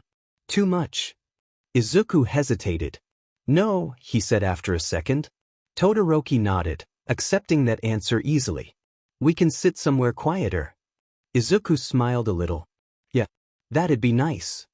They grabbed food, Izuku piling his tray along with, of course, some baby carrots this time on his tray.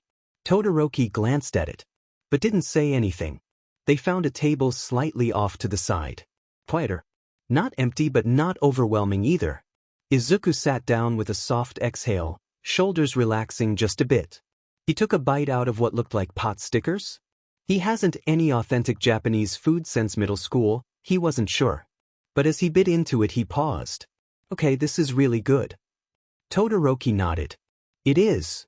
They didn't get much quiet for long. There he is. Izuku flinched slightly as Kaminari's voice cut across the room. Too late. The rest of them followed. Kirishima dropped into the seat across from Izuku with a grin. Dude, that fight earlier? Siro slid in beside him. You've been hiding that this whole time? Achiko practically leaned over the table. You didn't tell us you could move like that. Ida adjusted his glasses sharply. Your combat efficiency was remarkable. Tsuyu hopped into a seat calmly. Ribbit, you were fast. Izuku blinked. Twice. I didn't realize it was that noticeable, he admitted. Noticeable? Kaminari nearly choked. Bro, you shook the floor. That wasn't on purpose. That's worse. Across the table, Todoroki ate like none of this was happening. Which honestly helped. Hey, Kirishima leaned forward slightly, grinning. You and Bakugou though. Izuku immediately choked on his drink. What? That wasn't just sparring, Siro added, pointing a chopstick at him. Achiko nodded rapidly. Yeah, that was like super intense. Tsuyu tilted her head. Ribbit, you two know each other well. Izuku froze for half a second. We grew up together, he said carefully. Kaminari leaned in. That explains the yelling. There wasn't that much yelling. There was a lot of yelling. Okay, maybe a little. Oi. The voice cut in before Izuku could say anything else. Everyone at the table turned. Bakugou stood there, tray in one hand, expression already irritated. Move, he said, glaring at Kaminari. Kaminari blinked. Bro, there's literally other seats. I said move. You're such a d-. Kaminari mumbled under his breath before switching sides and sitting next to Shiro and Kirishima. Bakugou dropped into the seat beside Izuku like it had always been his. No hesitation. No question. Just there. Izuku stared at him for a second. You followed me. Bakugou didn't even look at him. This was the closest table. That's not true. Feels true. That's not how facts work. Shut up. Okay. Izuku mumbled out. There was a beat. Kirishima grinned again. So you two gonna fight again later or? Yes. No. They both spoke at the same time. Looked at each other. We are, Bakugou corrected. We're not, Izuku said at the same time. Silence. Tension. Bakugou smirked. You scared? Izuku's ears twitched. No. Then it's happening. That's not how consent works. It's how the real world works. That's still not how. Eat your food, nerd. Izuku grumbled before picking up a baby carrot and nomming on it. Despite himself, Izuku smiled. Just a little. Lunch continued like that. But, message. Comfortable in a way Izuku hadn't expected. People talking over each other, asking questions, joking, and somehow he was part of it. Not on the outside. Not watching. Actually there. At some point, his ears had relaxed to a floppy state. And beside him, Bakugou didn't say much. Didn't need to. He just sat there. Close enough to bump shoulders every once in a while. Close enough that it wasn't an accident. After a while, Izuku leaned back slightly, exhaling. The cafeteria noise didn't die down, but it softened around Izuku.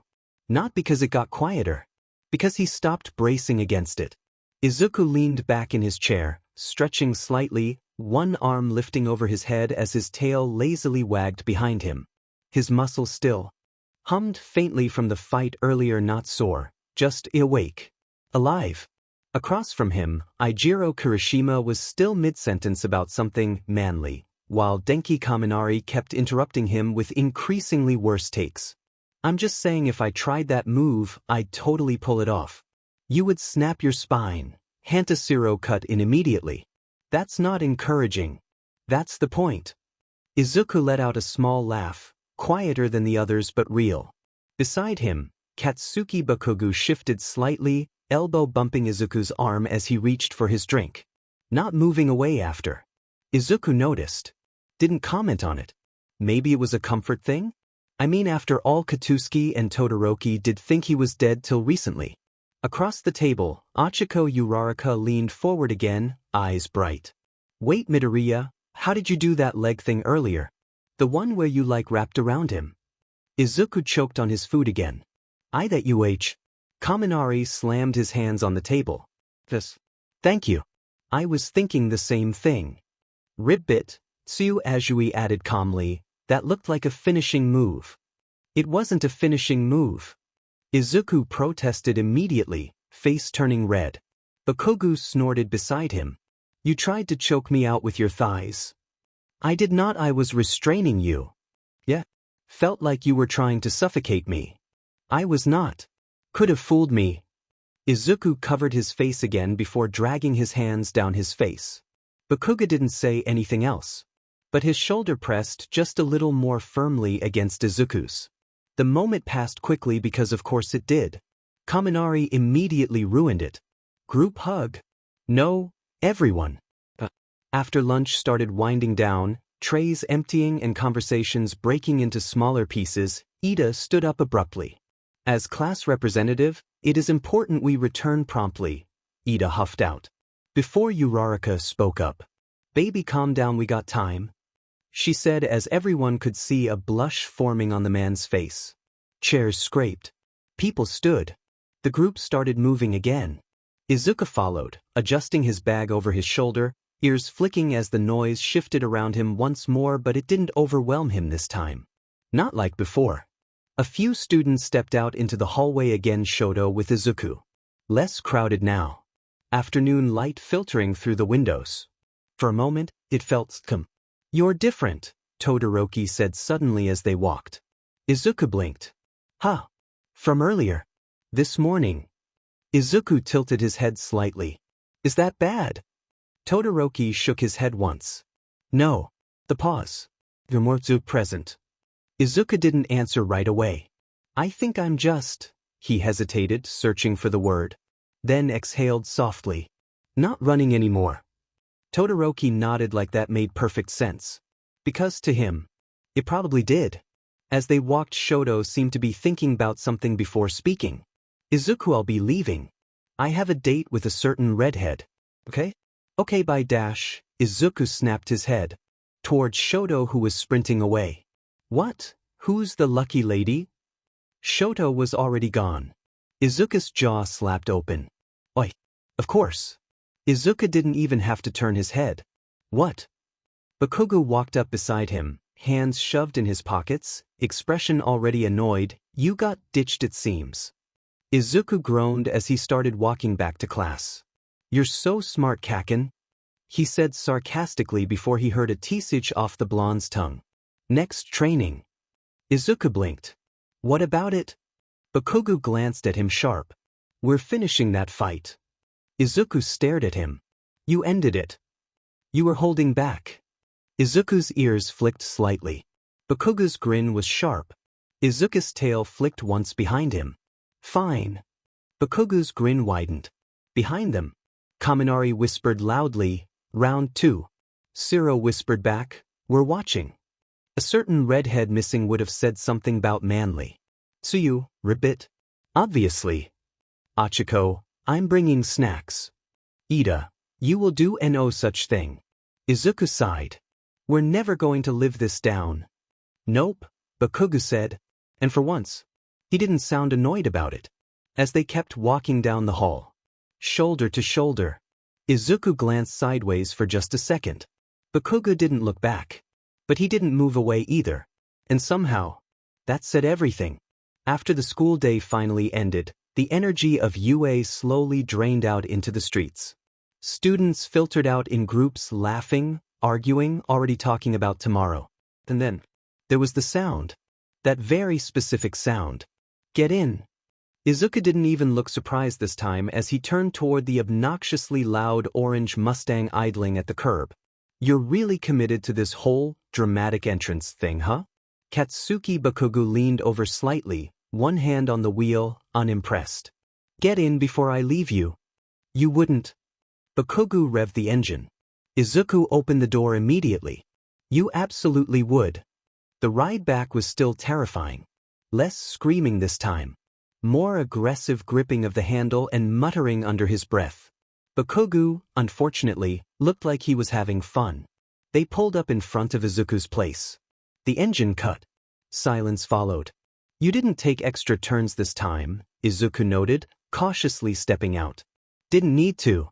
"So you did earlier." Bakugou smirked. "Maybe." Izuku narrowed his eyes. "You're actually the worst." "Only for you."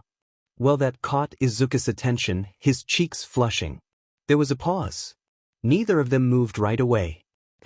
"Tomorrow," Bakugou said, not looking at him. Izuku blinked. "Tomorrow what?" Bakugou glanced over, sharp. "We're finishing it." Izuku's ears flicked slightly. "You're really stuck on that?" "Don't run." Izuku huffed softly, adjusting his bag. "I'm not running." Bakugou held his gaze for a second longer, then nodded once. "Good." He drove off before Izuku could say anything else. Well, didn't really drive off, just pulled into the driveway to the house. Next to him. Of course he did. Bika's life hated Izuku. Izuku stood there for a moment, watching. Then sighed. "He's exhausting." But his tail flicked once behind him. Not annoyed, before turning and walking up his own driveway to his house before walking inside. It was quiet. Comfortably quiet. Izuku kicked off his shoes, dropped his bag by the couch, and stretched his arms over his head with a long exhale. Okay. He murmured before his pawed feet walked to his stairs. Walking up to enter his bedroom. A yawn leaving his lips as he made quick work. He turned his head to his window. Curtains open. He walked over before shutting them, then he made quick work to undress. Staying in nothing but his boxers. So what? It's his house. Let him be comfortable. He reached for his phone. The call rang twice. 3 times. Izuku. The background noise hit immediately. Announcements. Voices. Rolling luggage. Izuku blinked. Rodi. Yeah, hold on. Shuffling sounds, then clearer. Okay, hi. Izuku sat up a little straighter. Where are you? There was a pause. Surprise. Izuku frowned slightly. What? I know I said a week, Rodi laughed, slightly out of breath, but plans changed. I'm at the airport right now. Izuku froze. You're what? I'll be there tomorrow. Silence. Izuku's brain very politely stopped functioning. Tomorrow. Yeah. Tomorrow? Yes, Izuku, that's how time works. Why?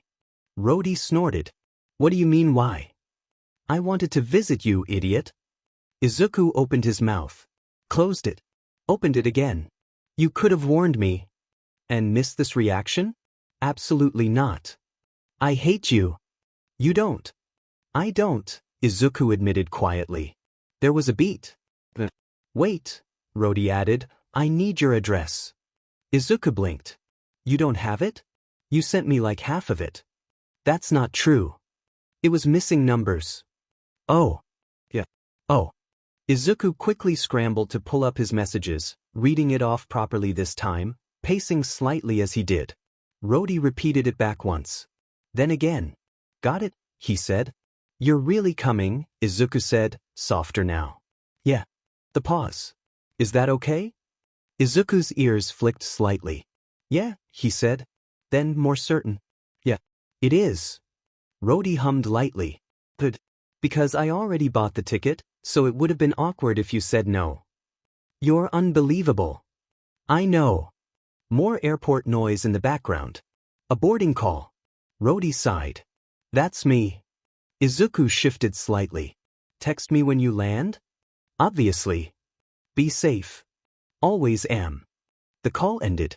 Izuku sat there for a second, then leaned back into the couch as he made his way down during the call. Staring at the ceiling. Tomorrow, he muttered. His tail flicked once. Then again. Faster this time. Rodi's coming tomorrow. A slow smile pulled at his face. Oh. His ears perked suddenly.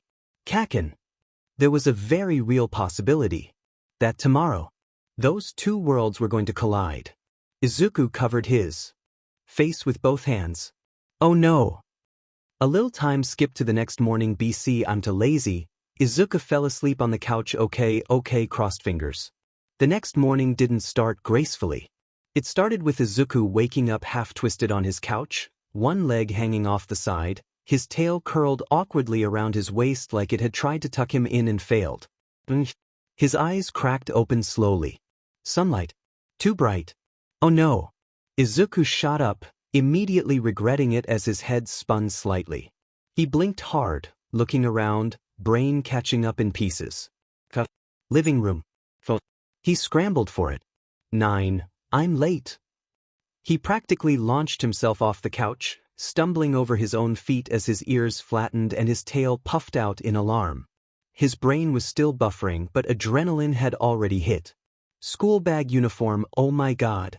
He darted upstairs, nearly slipping on the steps, yanking open his door and scrambling to get dressed. Shirt? Pants? Acceptable. Not really. Teeth brushed in record time.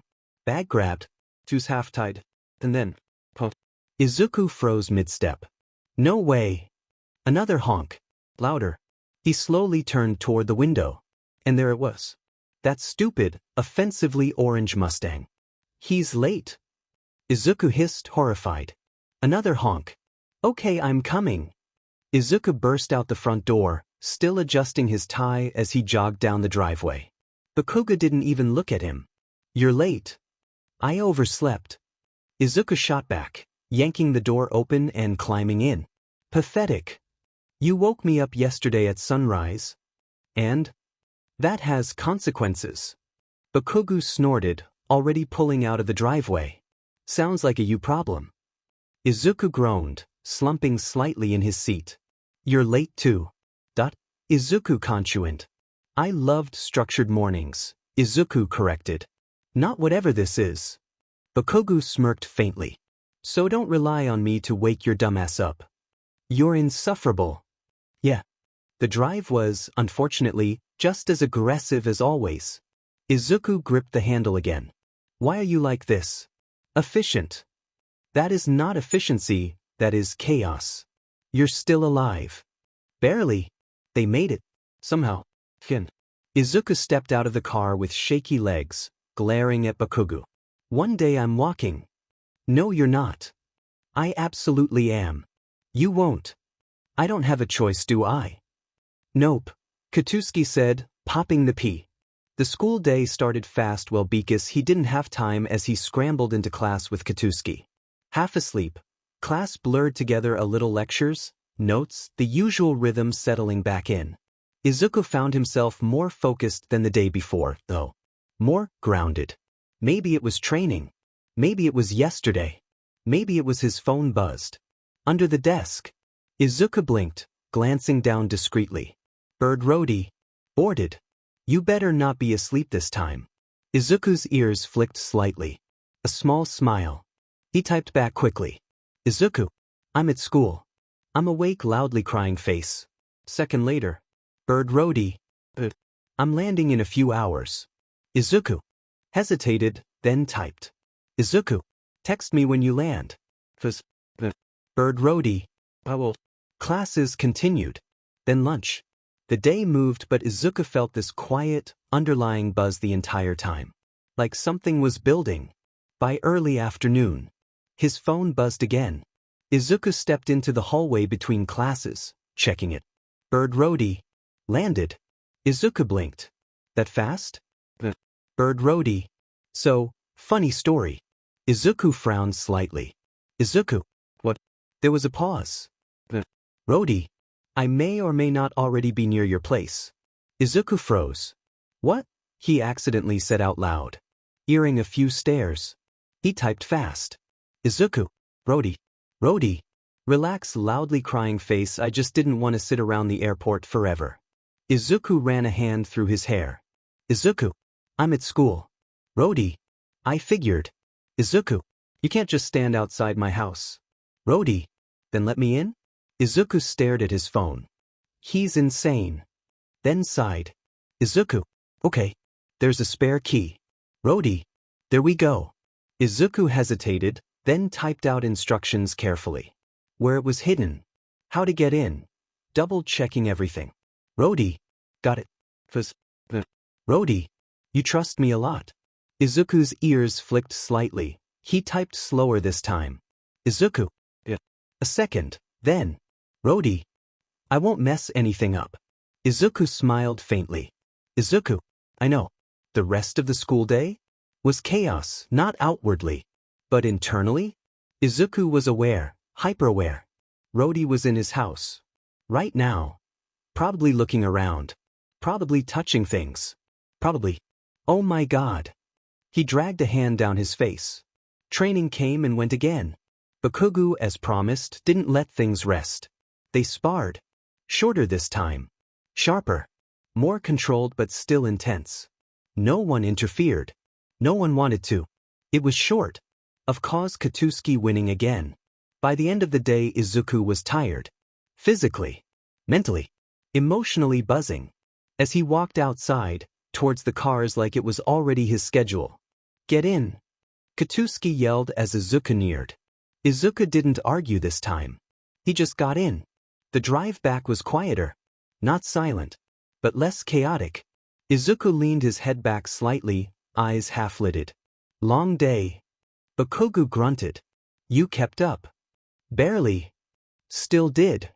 Izuku glanced at him briefly. Thanks. Bakugou didn't respond. But he didn't insult him either. Which counted. They pulled into the neighborhood. Izuku sat up slightly. And then, oh, there was a car. Parked in his driveway. Not his, not Bakugou's. Different. Izuku's ears perked immediately. Bakugou noticed. Of course he did. His eyes flicked toward it briefly, then back forward. You expecting someone? He asked, tone neutral. Izuku hesitated. Maybe. Bakugou didn't press. But something in his posture shifted. Subtle. But instead of Katuski pulling to the crib, he pulled into Izuku's driveway next to the foreign car. What are you doing? Izuku asked. Katuski didn't answer as he turned his car off and got out first. Then Izuku. Izuku walked toward the house first. Bakugou followed anyway. Of course he did. Izuku reached the door. You can go home, Katuski, I'm here. That earned a grunt from Katusk. I'm coming in. Izuku rolled his eyes. Opened it. Stepped inside. Hello. Quiet. Comfortable. Then a shape on the couch. Izuku blinked. Rodi. Curled slightly on the couch, brown hair messy, one arm tucked under his head. Rodi was asleep. Like he hadn't just broken into someone's house hours earlier. Izuku stared. You're kidding me. Behind him, Bakugou stepped in. And stopped. Who the hell is that? Izuku winced slightly. That's Rodi. Bakugou's eyes narrowed. Rodi. Friend, Izuku clarified quickly. From America. Bakugou didn't look convinced. He stepped further in anyway. Uninvited. Rodi shifted slightly on the couch, stirring. His eyes cracked open slowly. Blink. Blink. Izuku. Izuku smiled a little despite everything. Hey. Rodi pushed himself up, rubbing his eyes. You're back. Then his gaze shifted.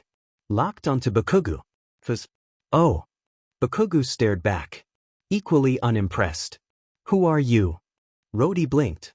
I live here now. Izuku choked. You do not. Rodi grinned slightly. Relax, I'm kidding. Bakugou didn't laugh. You broke into his house.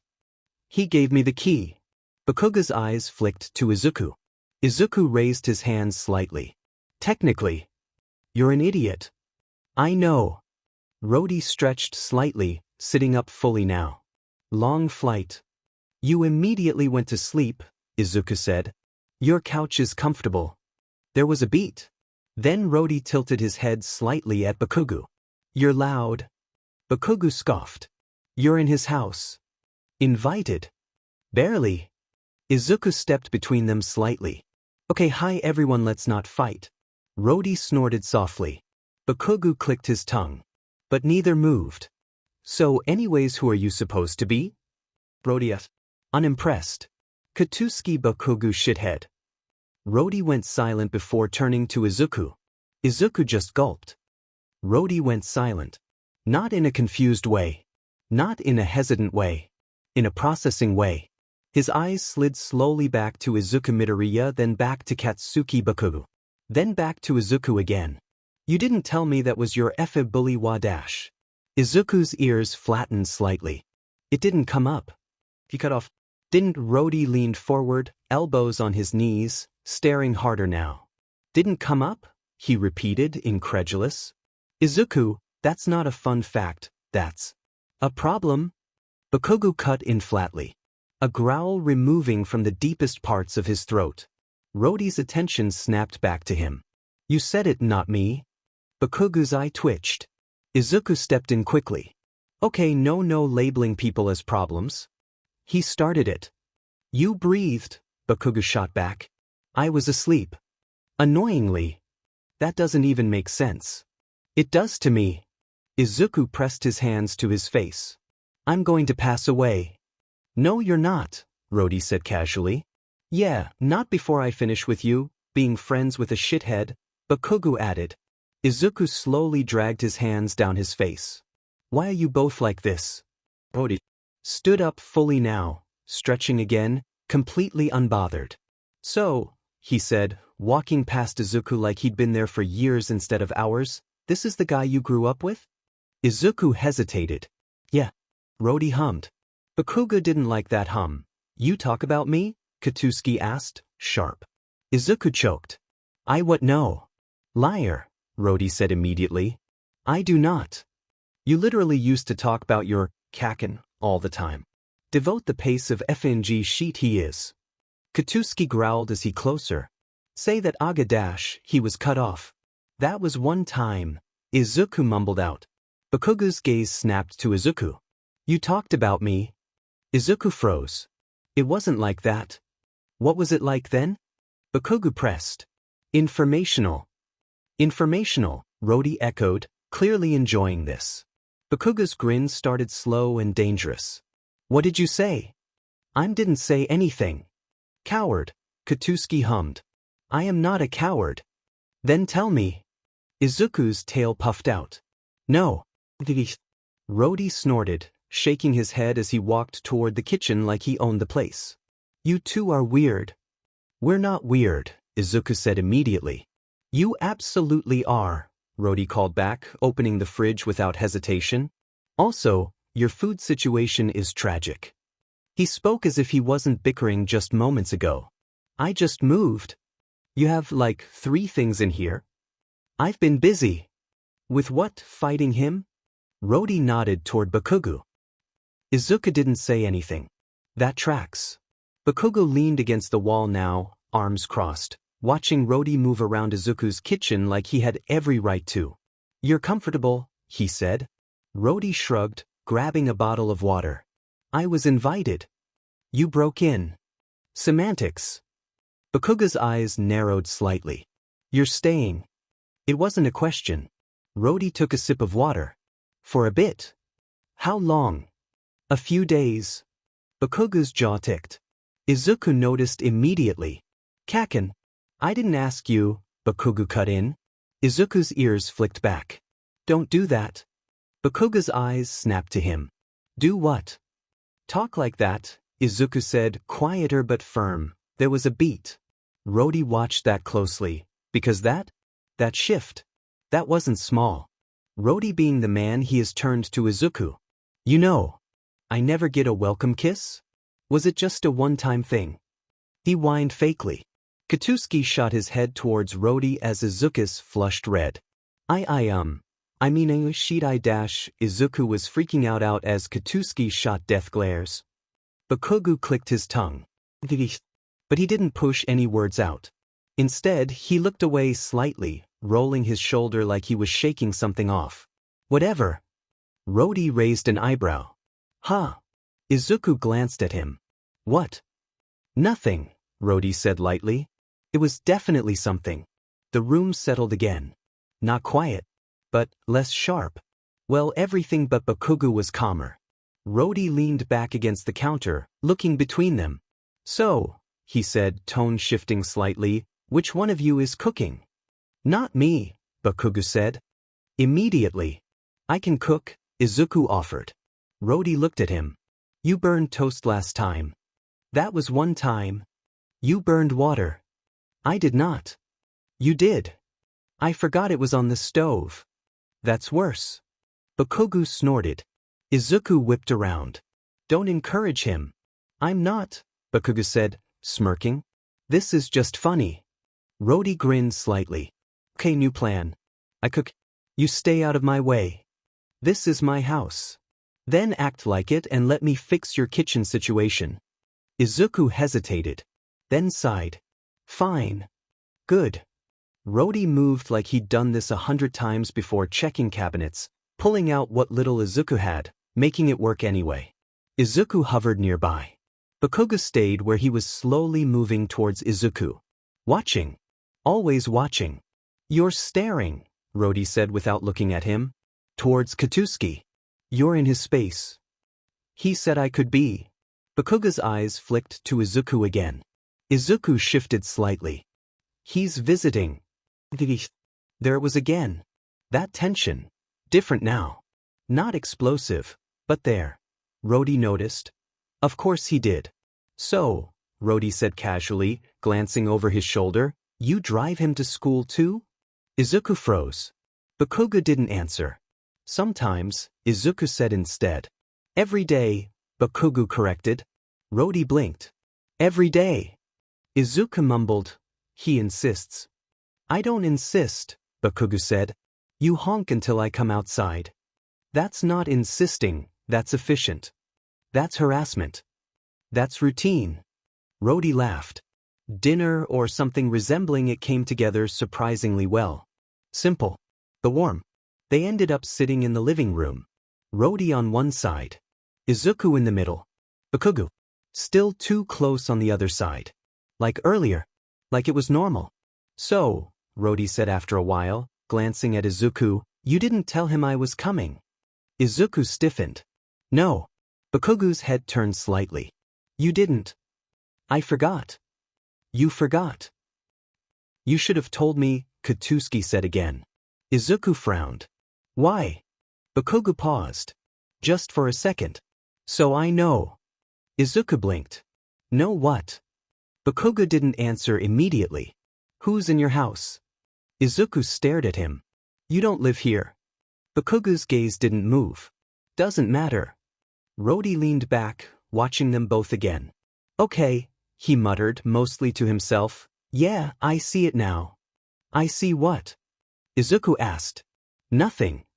That's not nothing. It's nothing. Rodi, eat your food. You're deflecting. I'm surviving. Bakugou huffed a quiet laugh. Izuku looked between them. I'm surrounded by idiots.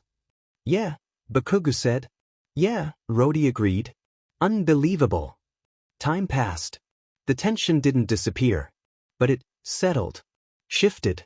Into something almost manageable. Eventually, Rodi stood, stretching again. I'm crashing here, by the way. I figured, Izuku said. Bakugou didn't say anything.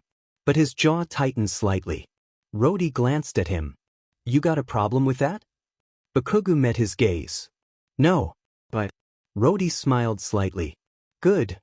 Izuku stood. 2, grabbing blankets from the hallway closet. You can take the couch. I already claimed it. Obviously. Izuku huffed.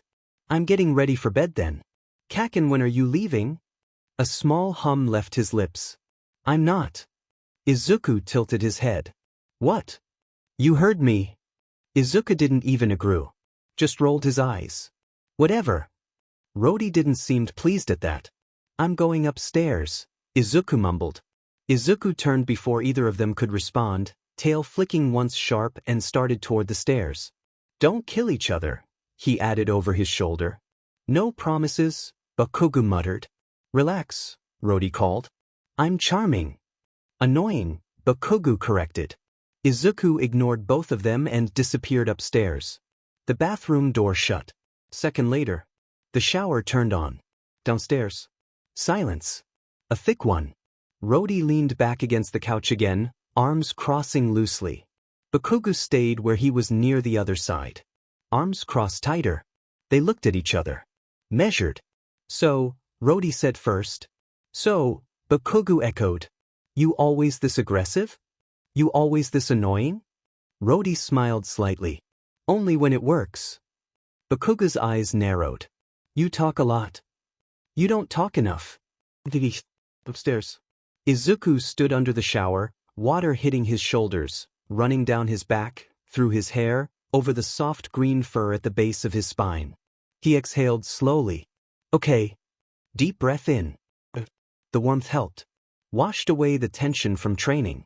From the day. From Rodi and Kaken in the same room. He pressed his forehead lightly against the tile. This is fine. It was not fine. He reached for his shampoo, working it through his hair carefully, fingers moving slower now, methodical. His ears twitched slightly at the sound of muffled voices downstairs. Still arguing. Of course they are. He rinsed, grabbing soap next, scrubbing down his arms, chest, careful around more sensitive areas where his quirk had changed him. Routine. Grounding. Needed. Downstairs. You don't belong here, Bakugou said bluntly. Rodi tilted his head slightly. Funny. What? You sound like you do. Bakugo's expression darkened. I've known him longer. And? Rodi shrugged. That doesn't give you ownership. Didn't say it did. You implied it. You stay close to him. Bakugo didn't deny it. So you care. Don't start. I'm not starting anything, Rodi said lightly. Just observing. Bakugo's jaw tightened. Keep observing and I'll throw you out. You won't. Try me. You won't, Rodi repeated, calmer this time. Because he knew. Hey, by the way, did you know how soft Izuku's lips are? Upstairs. The water shut off. Steam lingered in the bathroom as Izuku stepped out, grabbing a towel, drying his hair, first ears flicking as he rubbed them gently. Then his shoulders. His arms. His tail, last, more careful there. He pulled on a pair of loose shorts, then an oversized shirt that hung off him slightly, soft fabric brushing against his thighs. Comfort. Needed. He exhaled once more. Okay. Then opened the door. Halfway down the stairs. He paused. Because Bakugo was coming up. What are you doing? Izuku asked. Bakugo didn't stop walking. You don't expect me to sleep with that bird brain, do you? Izuku blinked. You're calling him bird brain now? He started it. Down below though, Rodi didn't answer. His shirt clung around his nose as it bled, silent curses leaving his lips as the two men couldn't see him. Okay, maybe Rodi deserved it, but if he didn't expect Bakugo to punch him. Izuku sighed, stepping aside as Bakugo reached the top of the stairs. You're not staying in my room. Too late. That's not how that works. It is now. That's not. Move. You're unbelievable. Bakugo walked past him into the room like he already knew where everything was. Izuku stood there for a second, then followed. You're sleeping on the floor, he said. Obviously. You're not taking my bed. I don't want your bed. Good. Downstairs. Rodi stared up at the ceiling. I can still hear you. Deal with it. Bakugo snapped back. Rodi scoffed, dropping back onto the couch, arms behind his head. Unbelievable. But he wasn't leaving. As his nose stopped bleeding. Upstairs. Izuku climbed into bed, pulling the blanket over himself, tail curling loosely hanging over the bed. Bakugo dropped onto the floor beside the bed without ceremony, arms behind his head, staring at the ceiling. Silence settled. Different this time. Quieter. Kaken. What? Don't start anything with him. Bakugo didn't look at him. He started it. Izuku sighed. Please. The pause. Fine. It wasn't a promise. But it was close enough. Izuku relaxed slightly into his pillow. Thank you. Go to sleep. Yeah. Downstairs. Rodi shifted on the couch, pulling the blanket over himself, staring at the ceiling too. This is gonna be interesting. Upstairs. Izuku's breathing slowly evened out. Bakugo didn't sleep yet. Just stared at the ceiling. Thinking. Because now there was someone else in the space. Someone new. Someone close to Izuku. And he didn't like that. Not one bit. But he stayed anyway. Right there. On the floor. Close enough. Like always. Morning came too fast. It always did. It started with a sharp, obnoxious sound cutting through the quiet. BZZT BZZT BZZT. Izuku groaned immediately, face scrunching into his pillow as his ears flattened against his hair. No. His body tried to roll away from the noise, half asleep, uncoordinated. And then he froze. Because something was holding him. Heavy. An arm. Wrapped around his waist. Izuku's eyes snapped open. Completely awake in an instant. What? His brain stalled. Fully. Entirely. No thoughts. Just static. Because that was not normal. Behind him, something shifted. A low, half-asleep mumble against the back of his shoulder. Warm. Izuku's entire body went rigid. Bakugo. That was. Bakugo. Kaken. Izuku whispered, voice cracking slightly. The arm around him tightened. Pulled him closer. Like that was a normal thing to do. Stop moving, Bakugo mumbled, voice rough with sleep, forehead pressing lightly between Izuku's shoulder blades. You're warm. Izuku's brain short-circuited. What you? You're cruel, Bakugou muttered, still not fully awake. Didn't even give me a blanket? You could have grabbed one? Too loud. I'm supposed to be loud? The alarm kept going. Neither of them moved to turn it off. Izuku didn't know what to do. He couldn't move. Bakugou was still half wrapped around him like some kind of aggressive, sleep-deprived heater. His tail puffed slightly, then flicked, then froze again because… Nope. Do not process this. Kaken, Izuku tried again, weaker this time. You're on me. Yeah, Bakugou mumbled. That's not normal. You're warm. That is not. Stop talking. I'm going to pass away. Another beat. Then Bakugou shifted, groaned, and finally his arm loosened. He pushed himself up slowly, hair a mess, eyes half-lidded and unfocused. Alarm's annoying. Then turn it off. Bakugou reached over blindly and smacked his phone. Silence. Izuku immediately rolled onto his back, staring at the ceiling like he'd just survived something. What just happened? Bakugou sat there for a second, processing slightly slower. Then glanced at him. You didn't give me a blanket. Izuku turned his head slowly. You broke into my bed. Floor was cold. That's not my problem. It is when you have a bed. Izuku covered his face. I hate it here. Bakugou stood up like none of that had been weird at all, stretching his arms over his head with a small crack of his shoulders. Bathroom. That's my. Too late. Bakugou was already walking out. The bathroom door shut. A second later the shower turned on. Izuku stayed exactly where he was. Frozen. Staring at the ceiling. His ears slowly drooped. He just used my bed. The pause. He just used me as a blanket. Another pause. His face turned bright red. What? He shoved his face into his pillow. I'm not processing this. I refuse. The sound of the shower ran steadily. Water hitting tile. Steam building. Time passed. Too fast and too slow at the same time. Izuku eventually curled slightly onto his side again, trying to go back to sleep. It kind of worked. Sort of. The bathroom door opened again later. Footsteps. Quiet. Oi. Izuku didn't respond. Nothing. The beat. A hand grabbed his shoulder and shook him. Wake up. Izuku groaned loudly, burying his face deeper into the pillow. No. You're gonna be late again. 5 more minutes. No. 10. No. I'll fight you. Do it awake. Izuku cracked one eye open. Bakugou stood there, already dressed in his uniform, hair still slightly damp, looking way too put together for someone who just committed several crimes against personal. You used my shower, Izuku mumbled. Yeah. You used my bed. Yeah. You used me as a blanket. Bakugou shrugged. Warm. Izuku stared at him. I'm going back to sleep.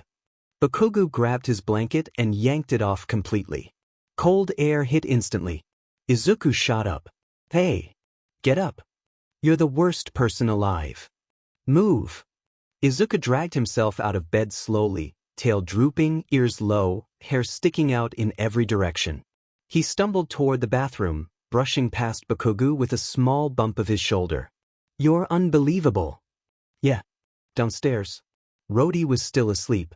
Spread across the couch this time, blanket half on the floor, one arm hanging off the side. Completely dead to the world. Upstairs. The shower turned on again. Bakugou leaned against the wall outside the bathroom for a second, arms crossed. Waiting. Like it was routine. Because somehow, it already was. Inside, Izuku stood under the water again, letting it wake him up properly this time. Okay, he mumbled. "'Cause I got kidnapped by my childhood friend." Another pause. And he used me as a blanket. He pressed his face into his hands. This is my life now. But his tail flicked once behind him. Not upset. Confused. Very, very confused. Downstairs. Rodi shifted slightly, eyes still closed. Why is there water running? No answer. He pulled the blanket over his head again. 5 more minutes. Upstairs. Bakugou checked the time. Hurry up. You hurry up. You're slower. I just woke up. Skill issue. That's not a skill. The day had started. Chaotic. But exactly like them. And somehow, none of them were leaving. Not yet. Morning didn't slow down. It never did. The shower finally shut off. Steam curled out from under the bathroom door, drifting into the hallway where Bakugou was still leaning against the wall, arms crossed, foot tapping once impatient rhythm, steady, controlled. Took you long enough, Katuski muttered under his breath. In sight. Izuku stood there for a second after turning the water off, droplets still running down his arms, his hair clinging damply to his face. I'm awake, he mumbled to himself. Unfortunately. He grabbed his towel again, rubbing through his hair first messy, quick, ears flicking under the friction then dragging it down his neck, shoulders, arms. His tail got extra attention again, gentler, slower. Routine.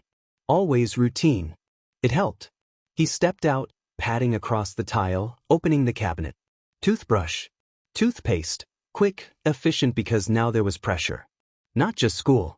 Bakugou, waiting, outside. He's so annoying, Izuku mumbled around the toothbrush. The door opened a few minutes later. Steam followed him out as Izuku stepped into the hallway, now dressed uniform on properly this time, tie slightly crooked, hair still damp but pushed back enough to look somewhat presentable. Bakugou looked him over once. Quick, chirp. You're slow. I had to actually wake up, Izuku shot back, adjusting his sleeve. Some of us don't just invade other people's mornings. You didn't complain when I got you to school yesterday. That was different. Was it? Yes. They moved at the same time. Like it was already habit. Down the stairs.